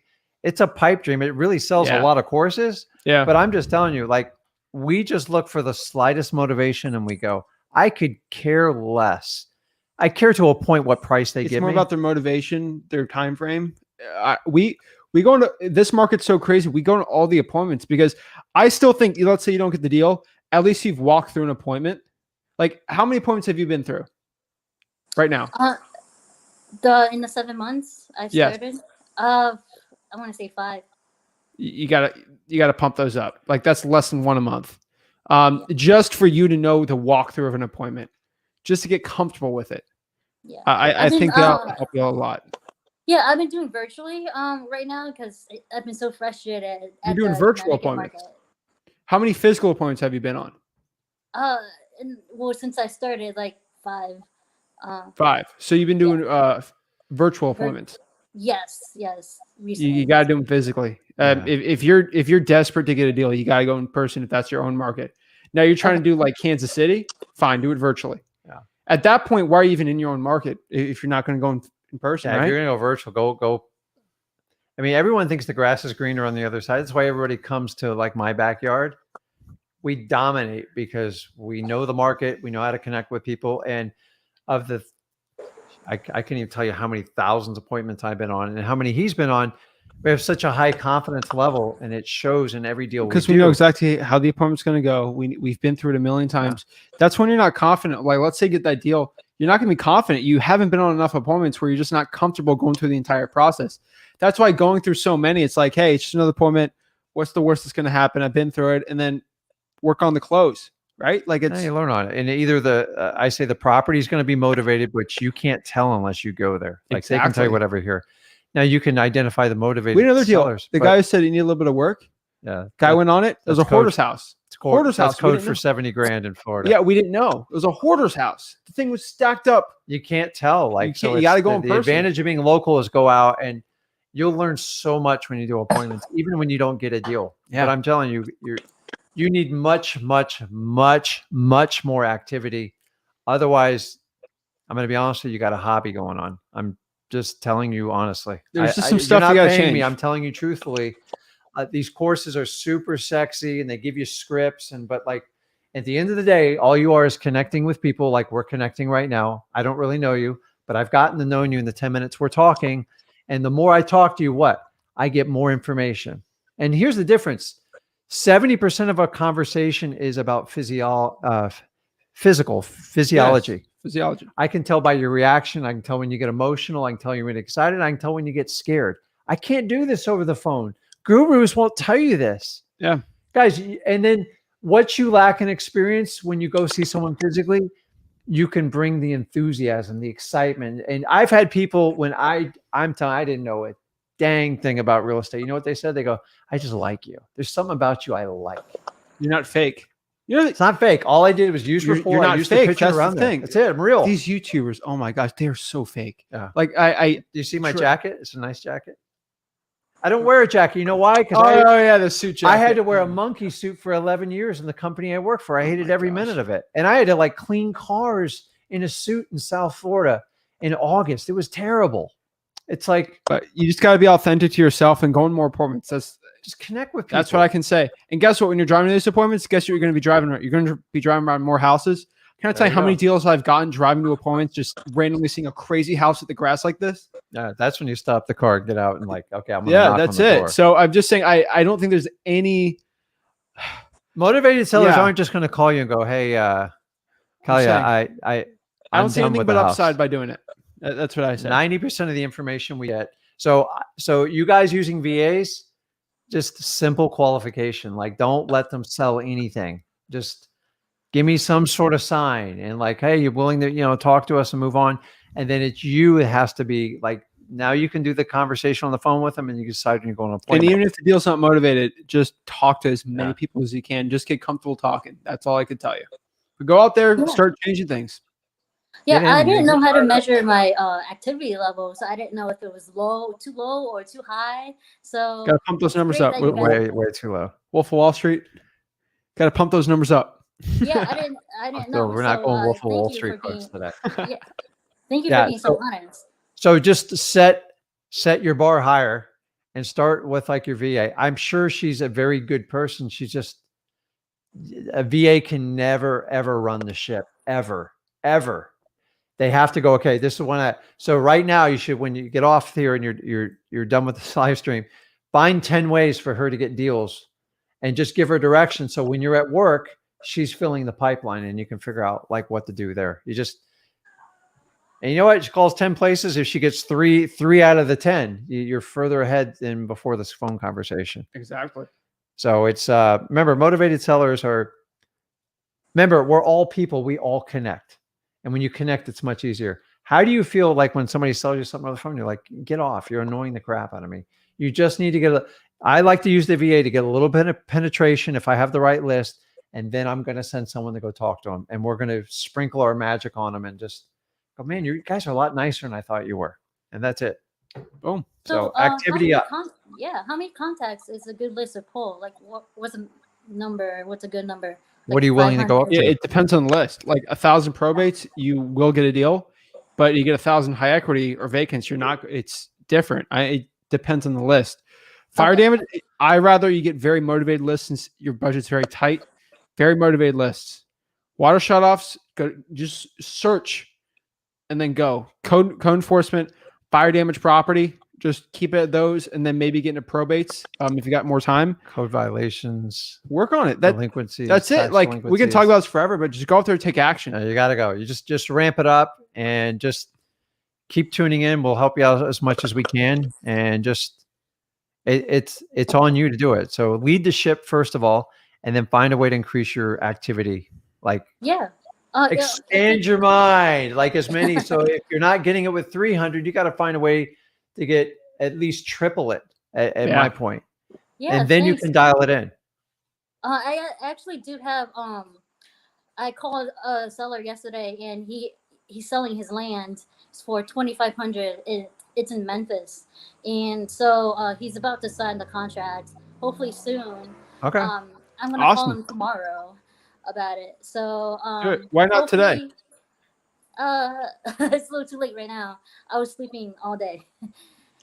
It's 5:43 there, not 6:43 now. Remember, they're on CST. It's a vacant land, so he lives in DC. Oh, he lives in DC? Oh, yeah, never mind then. You're good. So definitely tomorrow I'll call him. It's Eastern, 6:43. Okay. Yeah. I mean, whatever, Friday night. So it's just like you've much higher activity. You got to get out of the hobby. And if you want to get into the business and you want to transition from that job, concentrate on your why, write it on your bathroom mirror, focus on it every day. It's not to get you emotional. It's just to get you fired up. Like, why do I do this? Yeah. And if you know your why, ain't nothing going to stop you. No. Okay. You got it. Just keep doing what you're doing. Oh yeah. I know it's out there. So I know I can see it. It's just taking action. So. Boom. Okay. And then dig all the way through the free wholesaling.com course. Cause I put I'm giving you 19 years. I'm not giving you some like 1 year, a kid just did 5 deals and he's going to sell you a course type of deal. It's there. And how much should I charge you? Zero. Okay. So put in the time and go. All right. You got it. Thank you so much, guys. Okay. Thanks. Have a blessed one. See you. All right. Let's get another one out over here. Isaiah, how you doing? Doing great. How are you? I'm doing well. I just had a few questions. Let's get it. So I'm working on these 2 apartment buildings, and for one, I don't even know how I'm supposed to accurately send out the contract. I don't know if it's different from the residential contracts I send out or. How big of an apartment? One of them is 12 units. The other one is 18 units. And when I'm trying to research them, using PropStream or Batch, it's not even giving me, it's saying nothing pops up. So I'm trying to figure out what I should be putting this under contract for and how I'm even supposed to send out this contract. Okay. So let's step back here. Where are you in the process in talking to the seller? I told him I'll get an offer out here soon. He's ready. I'm ready. I just don't know. Really. So the most, as far as the contract, you'd be surprised, but a simple commercial contract, usually 12 units and below, they're actually simpler than a FAR bar. They're very, very they're very vanilla and generic. It's we're all our FAR bar is almost 20 pages in the state of Florida. It's ridiculous for a regular home. Yeah. So I do commercial properties. I'm like, is this it for the paperwork? Usually most due diligence on an apartment is usually 90 days. Okay. Some of the aggressive markets, 60 is becoming more common. So the contract's actually, it's pretty simple. It's just, the language is written a little bit more to accommodate multiple units. Did you figure out pricing on it? You're trying to look at comps, correct? Yeah. I mean, I kind of posted in a group, a 30 unit apartment bringing in $17,000 a month at this, and a bunch of people are messaging. So which market are you in? Well, I'm actually in Georgia. I live in Georgia, but this here is in Ohio. This property, these 2 properties. So Ohio's it's the Columbus apartment or Cleveland central area? Yeah, it's in the Cleveland area. I'm from Ohio, so I know that I don't know the area like the back of my hand, but I'm pretty familiar. There's so many Cleveland guys that buy that deal. Yeah. So you've been searching out cash buyers. There's a lot of BSers. Everybody wants the daisy chain apartments. Apartments are smoking hot right now. Yeah. Okay. So here's what you need to do. You need to figure out. Do you have the rent rolls for the property? Yeah, he sent me what everything's renting at and what the monthly expenses are. Okay. So get it under contract first. Don't get it under contract. Try to set a 90-day due diligence. If you post that deal on Facebook, you'll be someone's going to buried, try to steal and it's going to get back to them. Well, blow up in I your didn't face. post like the address or anything. I just posted the number, like the 16. Yeah. Bro, be careful, man. People Just telling you. are amazing what they can do with technology, with like, especially apartments, because Even you they're got a very picture, identifiable. people can search. They're gonna search pictures. If it's like a public Google image, just be careful. Okay. So did you? So here's a couple things, because I have experience in doing this. You're dealing with the seller direct, correct? Yes. Okay. So get the rent rolls, get everything in there. Have you seen what the expenses are on it? Yeah, he sent me a Excel sheet, Okay. spreadsheet of what they are. So here's a. How long has he owned it for, roughly? Only about 6 or 7 months. He owns restaurants, and he said it's just too much. Like, he can't manage the restaurants and the apartment, so he's just ready to get rid of it. So is he looking for? Is he just want to cash out, or is he open to terms, or? I know he's looking for cash. I didn't ask him about terms because I don't really have much knowledge in the creative financing world. So I didn't even. So does he have a mortgage on it, or does he own it outright? It's free and clear. Okay. He say what? So its problem is his just time, right? Yeah, he's ready to get it. Like, he's like, I want these off my hands. So the biggest challenge with apartment buildings, 12 units, it's not that hard to figure out, is trying to figure out any like hidden time bombs in it. Like you want to make sure he's telling you the truth. Verify, is it just time? Yeah. So however you can do your research if he owns like a busy restaurant or another business. In my experience, most people, 6 months is not a lot to like find a track record. Like you like to have an owner's like 24 months, you can get a really good pulse on the property. Yeah. He bought it with a vision of something. It's very hard for apartments to like identify their motivation and why they bought it. Sometimes guys just want to buy apartments buildings to get depreciation, like do it all the time. Like you just got to, or they do a 1031. So a rule of thumb, if it's showing $17,000 in income a year, correct? Roughly? A month. 17,000 a month is what. Okay. Yeah. So focus on what the expense ratio is. Now brokers and realtors do this all the time. They get the expenses as low as they possibly can to get the highest NOI to give you the highest cap rate. Did you, have you figured out what the net is on this? Have you come up with an approximate number? So you're talking about what he nets after everything is paid expenses, for. Yeah. So that's about $12,000, $12,000 to $13,000, because it's like different for each month. Like what he sent me in an Excel sheet, like one month it was like 12.5, the next month it was 13. So it's So there's like a simple formula, just to let you know, apartments cost money to maintain, and when owners don't put money into them and they try to drive the net operating income up to get a higher sale price, it's always a nightmare. So you actually want to see legitimate expenses. A good, healthy apartment is going to have a minimum of 35 to 40% of the money go back into repairs to the property. They're rentals. There's constant turnover. There's constant, especially in Ohio. I use the 50% rule. So like if somebody says, listen, my apartment, it brings in $100,000 for the year. Say it's a simple apartment. I just assume I just cut it in half right off the bat. And I calculate my number. That way I don't have to go through mental fatigue, because going through financials of like large apartment buildings is exhausting. It's expensive, and you usually have to bring professionals in.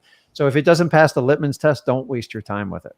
Okay. So look at the numbers and just like kind of cut it in half and go, does this make sense? And then basically what you do is you take the net operating income and figure out what the cap rate is and see if the cap rate's in the area. Now the cap rate, you can go online and figure out what area a cap rate is, like for free. Yeah. How do you do that? You can just like Google it and research it. You go to like Bigger Pockets and just look at like Cleveland cap rates. They know it like the back of their hand. Yeah. So it depends on, I assume it's probably, it's probably not going to be an A+ property being 12 units. So it's like you try to figure the classification. You can look up Trulia, look up in the area and look what the crime rates is and see what it's rated for crime, because that's how people rent stuff. So like if it's in a better neighborhood, they pay more. If it's in a off-centered neighborhood, they're going to pay less. Yeah. And then you can figure out what the cap rate is, and you can reverse engineer off what the net operating income, because all the cap rate is, guys, I know it sounds fancy. I let it throw me off for years. You take the net and you divide it by the price and you get a cap rate. So this is the one time algebra will pay off in your life, but you don't need a high school teacher to teach you this or a college professor. Get the net. So if an apartment produced $100,000, I'm going to put it at 50,000, and then you can reverse engineer so if it's at a 6 cap and that's what people are buying at, you can kind of figure out the price there. Your comps are the cap rates. That's how you do it. That's how they do apartment complex. They're not based on comps. They're based on cash flow. Okay. So you got to calculate. And all the cap rate is if I put all my money into it, I would get 6% return. Is that good or is that bad? Well, I can tell you this, too high of a cap rate indicates it's a risky deal. Too low of a cap rate means I'm paying too much for it. And cap rates they're crazy right now. Like a lot of high-end properties, the high-end stuff is like 1, if not a negative cap rate, because there's so much competition for them. But you're probably going to wind up in the 6 to 9 cap rate is the average kind of going on to it. But like, it could be 5, like 5%. You're like, I don't know. But I will tell you, the more you kind of underwrite the deal without like driving yourself nuts, the more you'll find a qualified buyer. Because by the way, when you put those deals out there, everyone says, yes, I want to buy it, right? I'll buy it. I'll take it.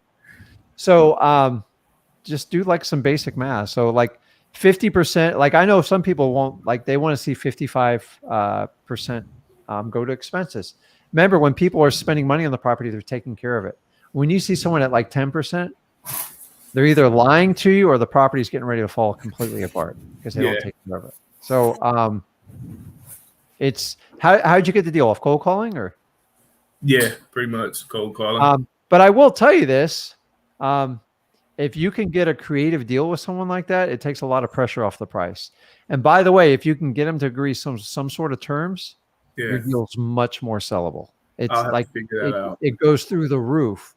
So you want to open up that conversation with them. And by the way, most units under 20 sell with some sort of seller financing. Yeah. Okay. And if he's truly motivated, he will definitely do it. So the idea is like, you just find the least amount like he would take up front and then structure monthly payments and then try to get the longest term possible. But, don't make it like 12 months because I don't think you're getting a lot of biting on it, but it's, I love apartments, man. I think it's like buying 12 houses at once. You're onto it. Like you're good. Yeah. You got a lot of there's a lot of guys that's all they do is buy in Ohio, the Columbus area, stuff like that. And they're in demand. So you said you had 2 of them though, right? Yeah, same owner, like he owns both of them. So for a total of 30 units. And we're just trying to figure out how to even write this stuff up, how to research it properly. Yeah, and listen, you kind of look at it like, don't overcomplicate it. It's like 12 houses put together in like one area. Yeah. And then you got to look at the things. And so I'm not familiar with Ohio. Like, is the water metered?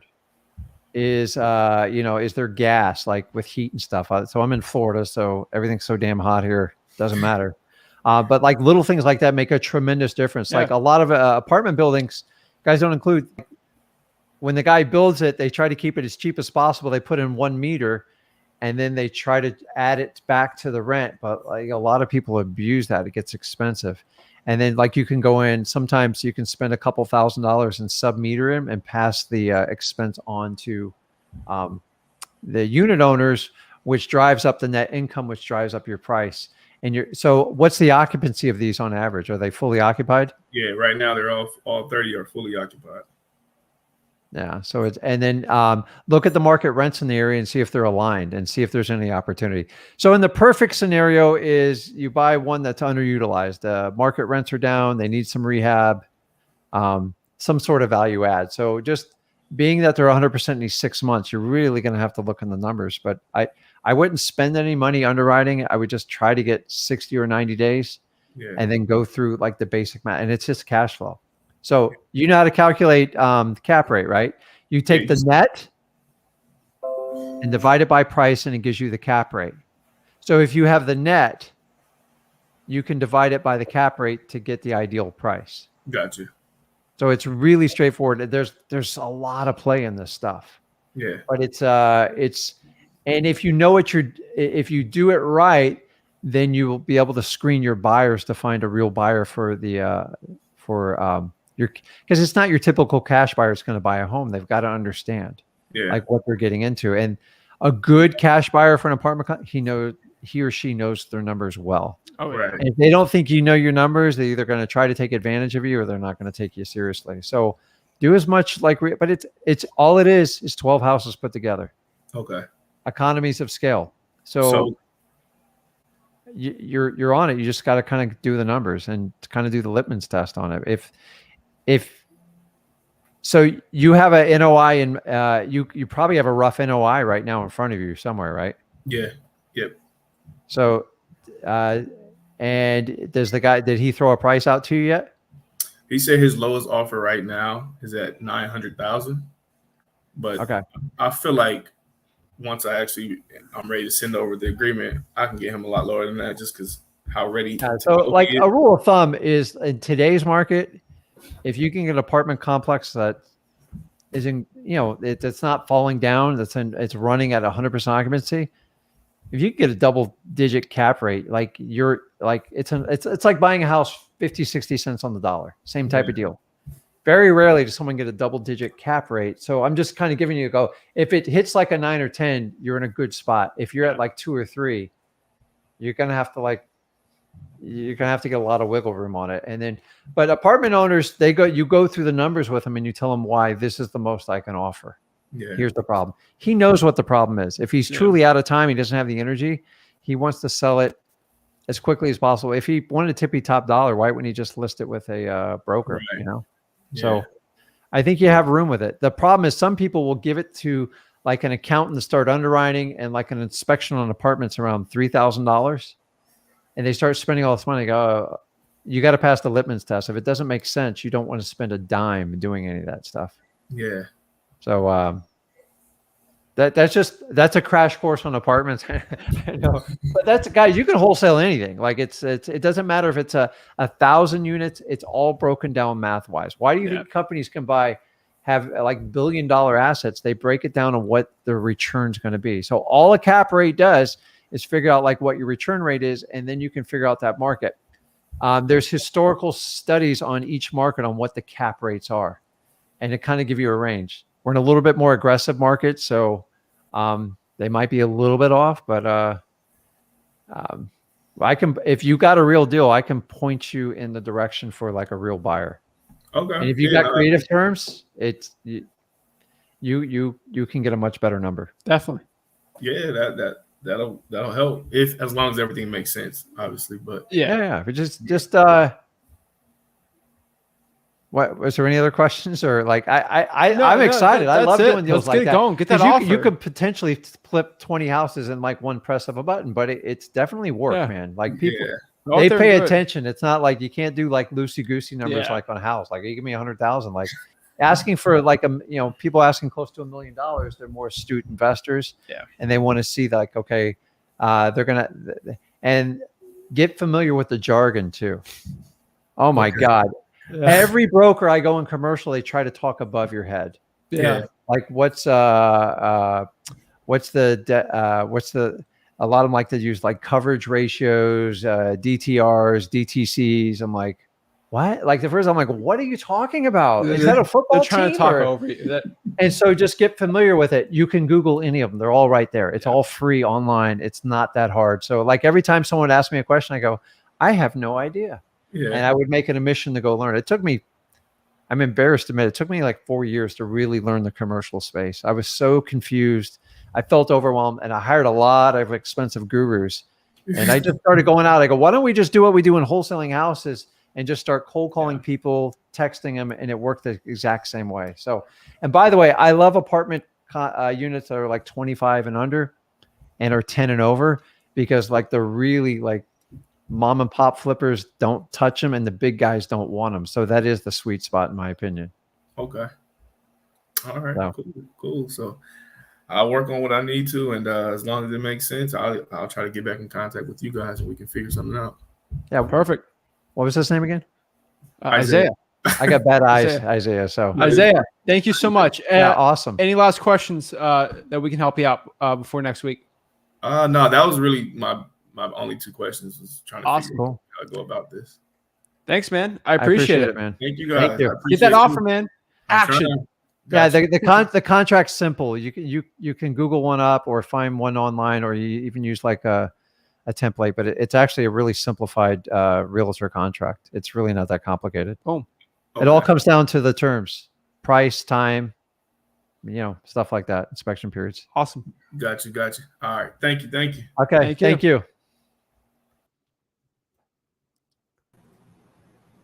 Emilio, What's going on, guys? how are you? How are you? How can we help you become a better wholesaler today? What kind of hats you got on? Oh, I wore it just for you, Rick. Oh, it's a fishing. The beaver. Yeah, It's a beaver fishing. Ah, that's cool, man. It's He's in a beaver holding a bass. That's the most Oregon hat I've ever seen. Where are you? Oh man, that's how we do it out here. He's in Well, Oregon. Oh, he's in Oregon? Yeah. Oh yeah. How's the fishing there? Steelhead and salmon is not as good as it used to be, but it's good. Yeah. The entire country is the same story, different state. Yep, that's what it sounds How like. can we help you out? What's going What's on? up? So I've been doing direct mail for like 3 or 4 months, and still haven't gotten like a deal. So I'm kind of trying to like switch it up, and I wanted to get your guys' opinion or like some advice. I'm thinking about going door knocking for pre-foreclosures. Like, I've heard that not too many people do it because they don't like it or it's rough. So I kind of want to do what people don't want to do. So I just hear that door knocking on pre-foreclosures and all that is kind of a good way to get a deal going. So I just wanted to get your guys' like opinion or kind of like what you guys think. Yeah, I mean, are you comfortable doing it? It's a tough one.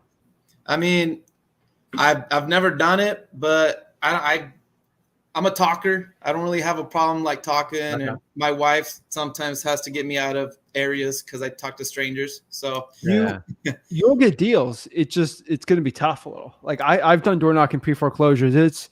It's a try and true method of getting deals, but it's not easy. I started out doing it, man. I was a desperate man. Yeah, So I would get a list of foreclosures.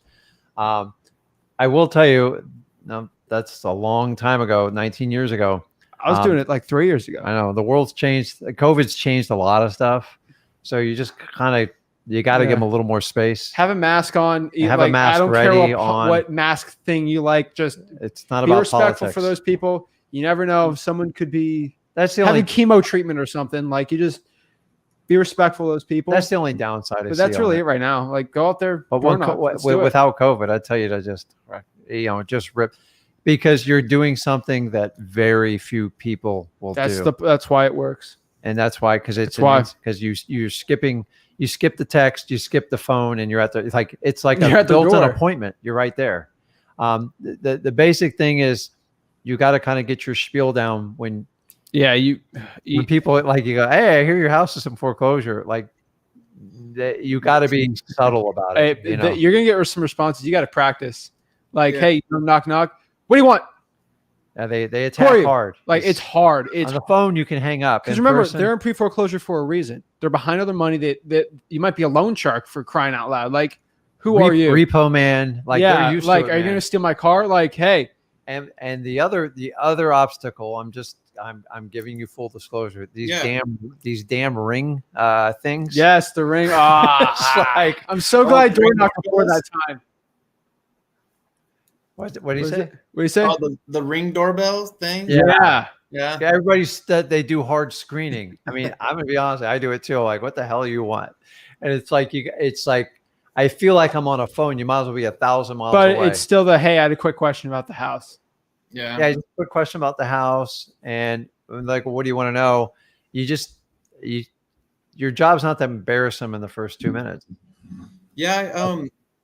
So you got to figure out what your spin is, and you got to be really comfortable with it because I had a hard time getting over that one for a while. Yeah, mine used to be. I just had a quick question about your house when I got them there. I noticed, the pending issue what do you guys, what are you guys doing about it or something like that? And either they or would you can chew be me out the or they'd neighborhood talk guy. to me. Like, hey, I'm just seeing if you're interested in selling. I'm looking to buy some houses in this neighborhood. Yeah. Or like, I had no idea you're in foreclosure. Or you can go after that. I found you act like you don't know, kind of like cold calling probates is like, hey, I saw grandma died. I want to buy the house. Like, that ain't going to go well. Yeah. But hey, I'm looking to buy properties in the area. Well, I was kind of thinking about it. That's Also- a better one. Also, having a letter in your hand, they can be duplicated 1,000 times with all your contact Sticky notes. information there. Sticky notes. Hey, And just say, hey, listen, hey, I'm just dropping off this letter at your door. But while you're here, we have a conversation because you're going to come across a lot of doors where no one's home. They won't let you in. get a sticky note, yellow. Hey, If this you is made- Emilio. Yeah. Give me a call back. Phone number. Done. And they sell now. In the old days, I got in trouble for this. We used to go to FedEx and grab their, the urgent package things. You can grab like 50 of them. Those things are expensive. I know. I got in trouble doing that. USPS. Them too, but now they're putting them behind the counter. They're getting We smart. don't promote that or anything. We don't like promote that. We don't promote it. That's why they're That- losing money. It's an option. But Break you some can of the buy doors. them. You can buy them to mimic it, and you can buy them in like a batch of 50. And nobody can resist opening those things. Like, if you ever got a package, like, everybody opens it instantly. They're scared to It death. could be $5 million or the IRS.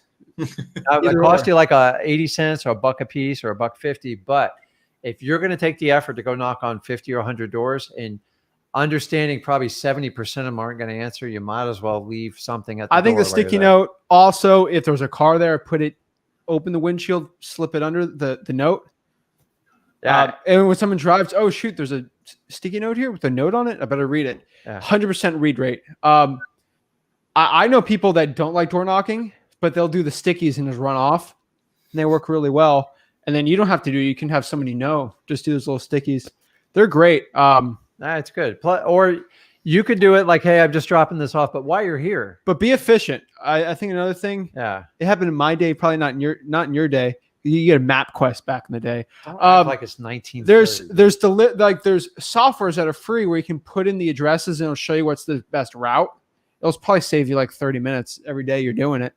Like, hey, this street, this street, this street, versus that you'd is be the like, challenge. that's probably closest. No, if you have a bullet point, you go through it. It's not like 10 foreclosure or pre-foreclosures are all on the same street. Yeah. We'd like to think it is, but he's got a point. You spend a lot of time. There's softwares zigzagging all over online, your like a time. free route thing. Good Put 100 in point. there Good point. I don't know where you're going. because With you had that. MapQuest. I remember back in the day, you're like, I had to print you them got to out. take a left on the street and then take a Listen, right. we used and to have then an entire booklet I'd Yeah. have on the doorstep. there's a garden gnome. It's like a Don't map. keep going, but there should be a garden gnome. Then take a second. Like it ain't You that kids time. these days, you just Yeah. disregard it. I got the directions. I'm like, okay, knock yourself out. I used to fight it. Remember you had. I remember when you first got the. Remember the GPS? Yeah, It's yeah, like you the just- office. Like yeah, I you don't stick trust it it. with I don't trust it. I don't trust it. I don't trust it. Now You it's go on the all lake. on our phone. So it's Yeah. you're fine with it. You just got a little precautions with like COVID and just have a backup plan because Practice, man. you're gonna have a high Practice. ratio of no one being there, but make your time count. Top 3 I found are: who are you? What do you want? And what are you doing here? You got to know exactly what to say, because if you're just you're done. Yeah, they'll slam the Deal door. dead. Yeah, I have I follow this guy on YouTube. His name is Matt Beard. I guess he talks about it a lot. And he actually he gives out like little calling scripts, or his door knocking script, he calls it. And when somebody opens the door and they ask, he just says you're a home specialist, and that, We love that- Matt. We've had Matt on before. He's a great dude. We've done Oh, deals yeah. with Matt. So- That's what he does. I don't do it. He runs not a bigger company than us, but he runs a company with more virtual staff. So he kind of goes to, hey, we're a home specialist company, because his people knocking on it. Matt's not going out here knocking on those doors. I mean, he'll do some for videos and stuff, but he's not going out there. He's having someone else do it. So of course, when someone else goes there, of course they're going to say that. If you're the wholesaler, I go with the, hey, we're the little guy approach. Like, hey, I'm just here to buy houses. Yeah. He does the other way. There's no difference. Like, I remember I had a podcast with one of the other guys that said, hey, when they do the virtual wholesaling closing, they're like, I got to talk to my financing department. That works too, but that's just a different style. Like, I don't do that. I'm like, hey, I'm just buying the house. It depends on what kind of thing you're going for. I like to be truthful and honest with people. Yeah, and the more authentic and local they think you are, the better the connection. That's what we've seen. But hey, either one works. Just don't mix them. Choose one. But Matt's a great dude. His door knocking stuff works. So I always unless it's hard, he does it in Phoenix. So when I went door to door, I want to let them know I was the decision maker, and like if you really want to sit down, we can figure this out. So it's listen, it's what you're comfortable with. Yeah. Just have a dialed in like plan and approach. And as Zach said, the biggest 3 objections, you got to know them because you're good with the gab, but you got to your gab's not going to work if you can't get past that. Oh, I forgot the 4th one. F you. Like it's just, you got to get ready for it. But it's truthfully, you cannot be just surprised when someone just says something crazy. You got to know exactly what to do. Train it and you'll do well. That's my advice. No, I kind of like that little, because it's just going to be me, you know, like that's why I was wondering, like, I don't know if I should say like it works. Hey, what Matt does works. It's just we do it differently. And his is more of a scalable approach where I think. Yeah, I mean, you're not going to sit there and knock like But he does like 6 markets.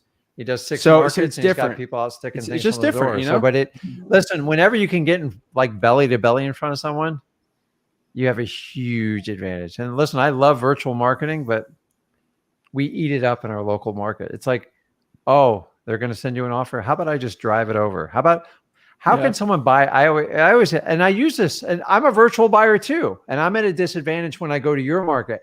But when people say, hey, did they look at the house? I'm like, how can someone buy a house without looking at it? Now, you and me both know you can do that.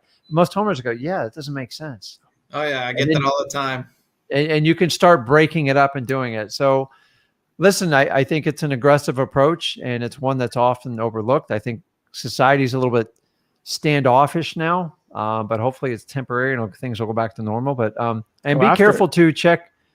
Like we have a county where it's like it's illegal to do it. It's like crazy. Like it's the vacuum door to door, and I think the Omaha Steaks guy ruined it for us. So but that's it, man. I mean, what are the questions you got? Just go out there and do it. I am a huge believer. I think you are too. Testing what works in your market and then going in it. So and you're never going to know if you don't do it. So just do it. You're curious about it. You've had some previous instructions, and I think we just kind of help validate, put a little bit more of a personal touch on it. Yeah. Monday we're doing our full breakdown on the eviction moratorium, pre-foreclosure, everything. So some cool stuff. Check it out there. But like, hey, it's a good time to be doing it. All right. No, yeah, that's what I've been. As soon as I heard the eviction stuff going, I was like, it's time. Yeah, that's crazy. Let's go. The knuckles, you know. Get it going. Okay. All right. Well, thank you guys very much. Of course. Catch them up. Thanks. See you. All right. We got what's up? Zach, what's up? Hey, Rick. I'm kind of embarrassed of the background. This is embarrassing. What's that? No, it's all You're the wrong guy. He did the last background, remember? Oh, awesome. I love that one, dude. Yeah. I said, Zach, put it up. I told you, I'm not like these regular YouTubers where I'm like, I'm above everyone. Like, I remember all these people. Like, I'm trying to help them. Yeah. So, that's some good skills. I could that's never do great. something But like that. hey, man, what's up? How are you? Thank you for having me, guys. He's in Raleigh. Raleigh. North Carolina? Yeah. Okay. Just Utah. I don't know. North Carolina. Just kidding. What's up, man? How are you? Good. How are you guys? I'm doing every day above ground is an amazing day. That is. Gotcha. Awesome. Yeah. So, we hit an interesting milestone. We have about 11,000 cold calls cleared over the past month and like week. Nice. Okay. So we're covering ground, but I think the issue we're having is A, the lead quality with the list come from PropStream, and B, not getting any deals. A lot of the leads we're getting are people that, they want, at market value. We focused on owner absentee lists. We're in the process of pulling government lists. They're giving us ridiculous traction, and they're not letting me through. So I'm still trying. I've found all the contact forms online, and I keep calling, and the fire marshals just contacted me. They were like, we're not going to do that for you, but I'll try to find another way around it soon. So it's ridiculous. It's been a week of trying to find, who to talk to and getting past all this stuff. So I'm still working on that. In the meantime, I've been calling thousands and thousands of owner absentees, and a lot of them, they repaired their house already. They did the renovations, and they're looking to make, a bang for their buck, which I understand, right? So I just tell them, what about a realtor? And, the conversation usually ends there because, that's what they do. They list with a realtor. And so I think the problem here is that I went through a lot of the lists on PropStream. I've pulled vacants across the entire state, actually. Onslow County, Fayetteville, Greensboro, Winston, everywhere. I went everywhere, and I pulled all the vacants, everything that I could. Cold called that, didn't work. Got few properties, didn't really work out. So now I'm just not sure what to do because I'm trying to consistently get more leads and be at a place where I can start closing more deals. But yeah, I'm not really sure where to go from there at this point. I'm also trying to incorporate virtual marketing as much as possible because I want to scale as well when I have the chance. So I'm not sure what to do. What's your opinion? 11,000 calls, no deals. Well, okay. So let me start out with welcome to wholesaling. So you, if your why's strong enough and your commitment's there, you got to just refine your approach. So A for effort. So 11,000 calls over what would you say, a 30-day period? About, yeah. Okay. I first of all, so just so you know, how long have you been wholesaling for? I started learning in May, and I was learning from May until mid-July. So I was taking So when did you notes, start your first marketing? diving mid-July. Mid-July. So it's been roughly almost a month, basically a month. Yeah. So what do you think? Welcome to wholesaling. Yeah. I mean, it's just like I've seen some people get a lead, like a deal in their first 100, and I've seen people go as high as 100,000, like beating their head against the ground. Is it more challenging now? Yeah, this won't last. I promise you, it won't last. Like it's just like any other thing. When the party's over, people who thought they were going to make the fast money leave. So I always start when I have problems not getting deals. Is I start with the list. So it's great you're using PropStream. We use it. It's an economy of scale for us. It's cheaper than all the other every other source I've ever used, and plus we use it for comping and stuff, so it makes sense. So in essence, if you look at it, it's kind of free. So you're maximizing that every month, which you get 10,000, right? So actually, yeah, I just got on the 25,000 a month lead plan. Okay. Yeah. So you've got to I'm hearing the word scaling and stuff. You don't worry about scaling right now because you've got to get your process down. Because believe it or not, is I mean, what are you spending, like, are you a one-man army, or you got a partner, or how are you running your business? Yeah. So I just recently hired a VA as well. I actually have sales experience. I was on the phone. I had multiple businesses. Because I started my first business when I was 16 years old. I'm 21 now. So, and you're an old man now, huh? Yeah, I'm old. But my why doesn't really change. If my why can get me past 5 years of things not going right, I'm pretty sure I could last as long as I want here. So I'm here for the long haul. I know how to work the phones. I know how to do acquisitions. I've closed multiple $1,000 deals before over the phone. So I know how to talk with over the phone. The VA, I trained her extensively. I make sure that we have our own system. I just got Podio up and running. So she definitely knows what she's doing. And the leads that I call for acquisitions, I always ask them this to make sure that, test the VA in a way. I asked them, and our assistant called you, right? And they're like, yes, she went over everything with us. And I'm like, okay, good.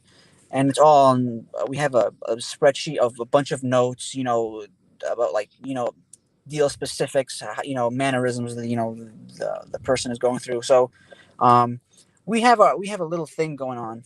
And it's going good. At least I'm getting, some leads here and there. I think my issue is actually finding somebody that's actually motivated and the properties like make sense. So I got a deal recently, not a deal, a lead, and this lead, it's a house over it was in Fayetteville. So it's the perfect motivation. So the tenants aren't paying and he wants out. And I heard that, I'm like, thank God, yes, finally we have something. Finally, God. And then I look at the property and I'm like, oh crap. ARV is $50K and the house is in shambles. And I'm just like, oh my goodness. Like, there's just nothing I can do about that. Like, he wants out, but he wants ARV, so he's not gonna budge on that. He wants ARV as like to add on to the. Yeah, he's not going anywhere though. He's not going anywhere. Yeah, and I'm just like, well, so he's going to be in your follow up. Exactly. I'm gonna wait a couple of weeks and I'm gonna keep calling him until something works out. But as of now, this deal is not going anywhere because it needs repairs. The tenants aren't paying. It's awful. So I guess my problem is just finding that one guy that actually wants to sell and the property. There's actually enough spread for me to actually make anything on it. I don't want to lose money or break even. So are you 100% virtual? Yeah. Okay. So you said you're in Raleigh, right? I am. Yeah. I try to list in Raleigh. Yeah. But I also trying Charlotte a lot, Greensboro, Fayetteville, and Winston-Salem. I'm telling you, drive for dollars. Okay. So I'm going to tell you something and you can take it. Who says it? I'm going to throw it out there and stick on the wall, but I'm just telling you, I've been there. Number one, you've got good energy and effort, but remember I talk about massive action is just, it's got to be more. You're missing what I call the kind of precise action. So the fact that you have previous sales experience stuff, that's great. But I'm going to tell you, wholesaling actually has very little to do, in my opinion, with sales ability. It's about connecting with people. Right. For activity level, I'm going to give you there. You're overlooking like some of the basics. So is there a reason? Why did you pick virtual? And tell me the truth, because I can walk you through this. Most definitely, yeah. So I started out in e-commerce a long time ago, and so got it. Yeah, so I'm just a recluse, I guess you could say. I don't really go outside that much. So here's the thing. I tell people, how long you been in Raleigh for? My whole life. Okay. You know Raleigh very well, right? You know the streets, you know the houses, you know average price points, correct? Mm-hmm. Yeah. Okay. You're skipping the basic step of wholesaling, starting in your backyard. I can tell you this right now. A face-to-face meeting will trump anything you'll ever do virtually. Hands down, without a question. And it'll give you a stronger foundation. Listen, I do virtual, but if I come to Raleigh, I know I'm getting listen, when we do any type of virtual market, we get our teeth kicked in for 90 days. Trying to figure out the volume. Everything you're going through is what every virtual person goes through. Okay. Because you're not the first person to do it. I will tell you, I love virtual because in theory, it's perfect, isn't it? Like I never leave my house and do anything. The reality is though, it is a challenge, especially in this given type of market. So what you're going through for the virtual is what everybody else in the country is going through. The gurus just won't tell you it because everybody wants you to go, okay, virtually, I close 3 deals. I never meet anybody. I stay in my underwear all day. We don't subscribe to that. Our average spread is close to 40K because we meet people in person. Yeah. Now, do I want to meet? Heck, I prefer not to meet them in person, but I have a huge advantage over anybody doing this business virtually. And I'm in one of the most saturated markets in the country. South Florida, California, New York, we all have the same problem. But the people that lock in and do it, listen, doing local deals means you meet people belly to belly and you get more, you can get more compartmentalized, your code violation lists and stuff like that. But I will tell you, I'd say 75% of the people we deal with on the phone, they want full retail. When we go meet them, it changes. And that's how it works. I'm just telling you, that's the difference. It's the virtual thing, man. I tell you, if I could run my entire business virtually, I would do it. There's a reason the virtual guys make $3 to $5 grand a deal. They've got to do massive volume to even make the numbers work. I would say I would consider heavily reverse trying for dollars, the sticky notes, using that VA money for that, and going on as many appointments as possible. One of them's going to stick. Kind of like what you're saying. Yeah, just stop worrying about scaling. Get dollar. You need to get income. You need to get revenue, and just keep in mind you've only been doing this like a month. So the like experienced guys doing virtual, it's a 90-day process, and it's a lot of failing. It's like we are clueless on what to put stuff under contract for, and only through experience and time do we ever figure it out. But everybody's going through the same problem, like virtually, because I have so many virtual guys in my backyard.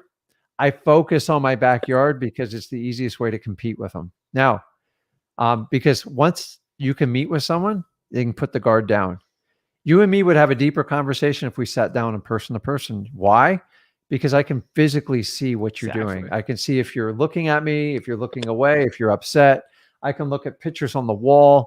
I have a huge distinct advantage. And you know how sales works. When you can do that, it's great. It doesn't matter what you sold before. You can learn from the processes, but I'm just telling you, look local. I'm telling you, the personal connection is everything. It's what got, if I started out virtually, I would have got, well, nobody knew how to do it back then. So by the way, you already know all you need is 1 or 2 deals a year in your backyard, and you should be able to make 3 times the profit you do on any virtual deal you do. And you can use that as seed money, bank money, marketing money, and then you can still keep attacking market. Yeah. I tell people when they do virtual, test until you get a deal. Yeah. Try to identify, and it takes 3 months. It's like a guy, before you dig for gold, you're better off drilling like 15, 20 test pilot holes to try to even get an idea where the gold is. And by the way, the gold's constantly moving in real estate. And it won't always be like this, by the way. And if you can bear through this, you'll be rock solid. You're still a really young guy. Like I can hear it like you're a little bit discouraged about it. Welcome to the club, buddy. Because I'm giving you a suggestion. Go local. I'm just put your energy towards local. Like it's all you need is 1 deal and you get it. And if you're going to get 3 times the profit. And by the way, local, it's easier because you already have you have connections, you know the market. And when you get it under contract, you got a 90% probability of it going through. When you go virtual, dude, it's like 50-50 right now because everyone's locking up stuff for like retail price, hoping they can get a buyer to overpay for that. That's not wholesaling. That's like suicide speculation. So I'd take that direction. Take the energy you're doing on all that and focus it on your local market, or maybe just some like outlying areas. Is it a pain in the butt to go on appointments? Yes, but man, does it work. Like, and if I'm just telling you, man, people can't hide from me when you meet them face to face. It's a real connection that it's what we rely on 100% because we're authentic and we're real. And if you want to help people out in this business, I think just start with there and then grow. It doesn't mean you don't have to do virtual, but if you try to scale the virtual thing and and I'm telling you, it takes 90 days just to even get established in one market. And that's our problem. When me and Zach pick out another market, we know we have a 90-day learning curve. We're going to bleed for 90 days before we even get paid. And if you go 5 markets where you're going to be bleeding everywhere, and like right now, you have to get proof of concept that this works, period. Yeah. So I know you believe in it. I know you subscribe to it, but now you got to do the actions to like make it to come to fruition. So I'm giving you the path of least resistance because I like what you're doing. I'm just telling you, like 90 days for like one market. And if you're looking to scale it, you're going to grow those numbers like a lot better. So, but like you can look like, so I don't know North Carolina well, but you can look at like outcropped areas. Like you can even counties outside of it.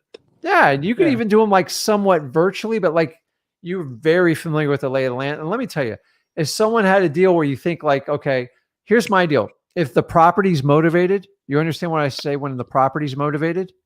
Yeah.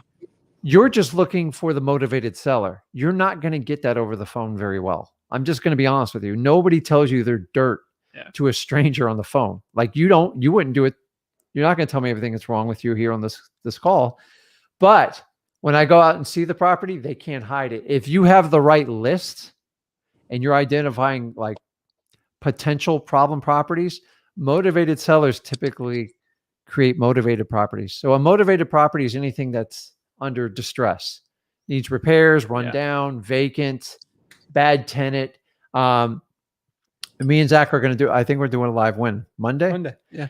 And we're going to talk about the eviction moratorium, huge opportunity because you're going to be buying a lot of properties with bad tenants. We could have done the live today, but I really want to get everything in place. Yeah. Just kind of get everyone's opinion. And we're putting our attack together in our local market. Yeah, We come across these things all the time. We're going to break it down, but I'm telling you, take that action today. I would not go more macro. I'd go more micro when it comes to your market, counties around it, and get more in person. I'm telling you, and local stuff will always pay off for you. Once you get that first 2 deals, the rest are inevitable. I think, who said that? I think Jim Rohn said it. Like, your first million is tough, but the second's inevitable after the first. Like, it's like the deal. And you already have intel that even PropStream can't give you in your local market. Like, there's nothing better than someone who knows the lay of the land and everything you do. And as I tell people, man, like, and go find bird dogs. Have you tried that? Like, it's like bird dogs. A lot of people, it's complicated. No. Bird dogs are just people you reach out to and let them know what you do and let them know you'll take care of them if they help you out legally. So my favorite, you know what my favorite bird dog is? Do you know? It's a bartender. They know everyone's problem in town. I don't go to the bar, but I'm just telling you, like, it's like you go get a drink, talk to the bartender, kind of let them know what you do and let them know that you'll take care of them. Like, all you have to do is point me in the directions. A bird dog's only job, because it doesn't speak, he points in the direction where there's a potential motivated seller. So you're so focused on motivated sellers, find a motivated property. And I promise you'll find a motivated seller. And you talk about the one that I'll follow up in a week or two. Mm-hmm. Don't be surprised if it's a year or two. Plant the seed. And you just got to be in front of them, like, when it happens, because I love those. Anytime we have a motivated property, meaning there's something that's never, ever going to let it sell retail, I want to make sure that thing stays in my CRM until they tell me to, like, die. F off and die. Don't ever call me. Even then, I'm not going to take them off the list. Somebody has to buy that property eventually. So, like, honestly, it's not uncommon. I've waited 4 years for a deal before. I've got other deals I'm waiting longer than that. But if you're going to commit to wholesale me the long run, it's just another seed to harvest.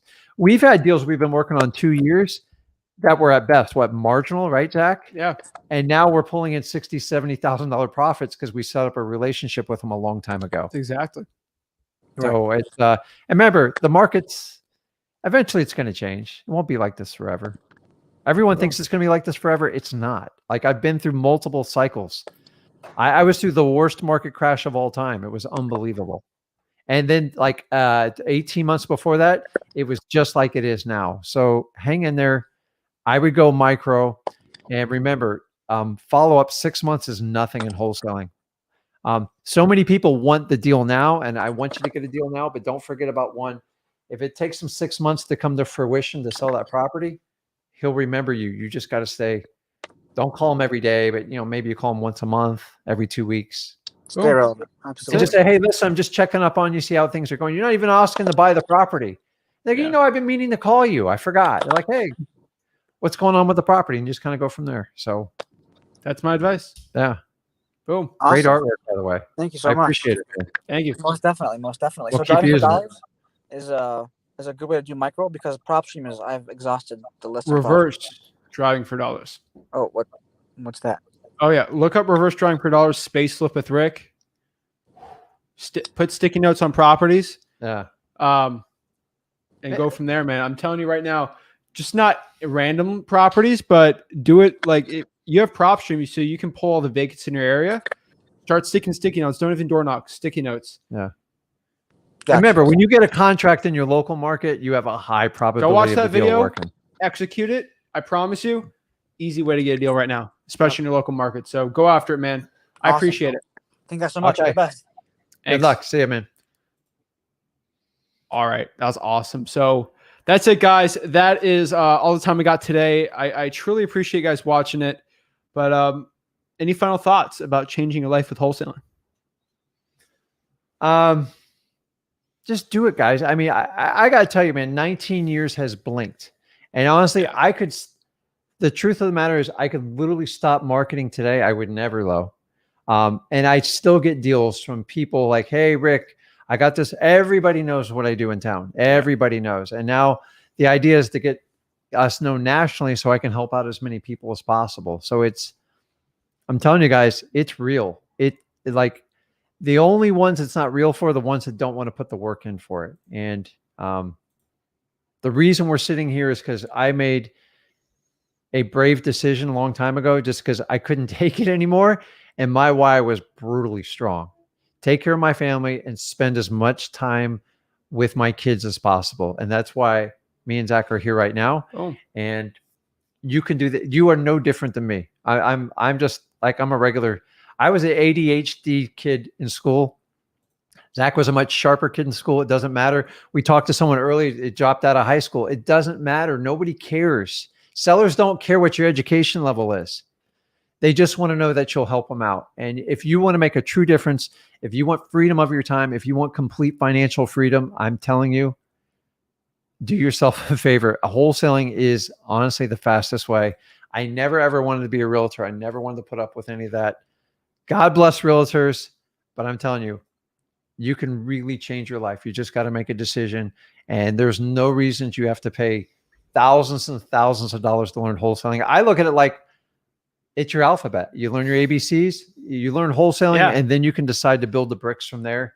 And guys, just have fun while you're doing it, man. Like really just have fun. Involve family if you want. Like just have fun. Be lighthearted with people. Don't be so serious. Like people, you got to crack a smile. You got to talk to them. You got to like tell them jokes and just have fun with it. So I love this business. And this is a business that it doesn't matter what your physical ailments are, what disabilities you have, as long as you can carry a conversation with someone, you can literally sit in one spot and do this.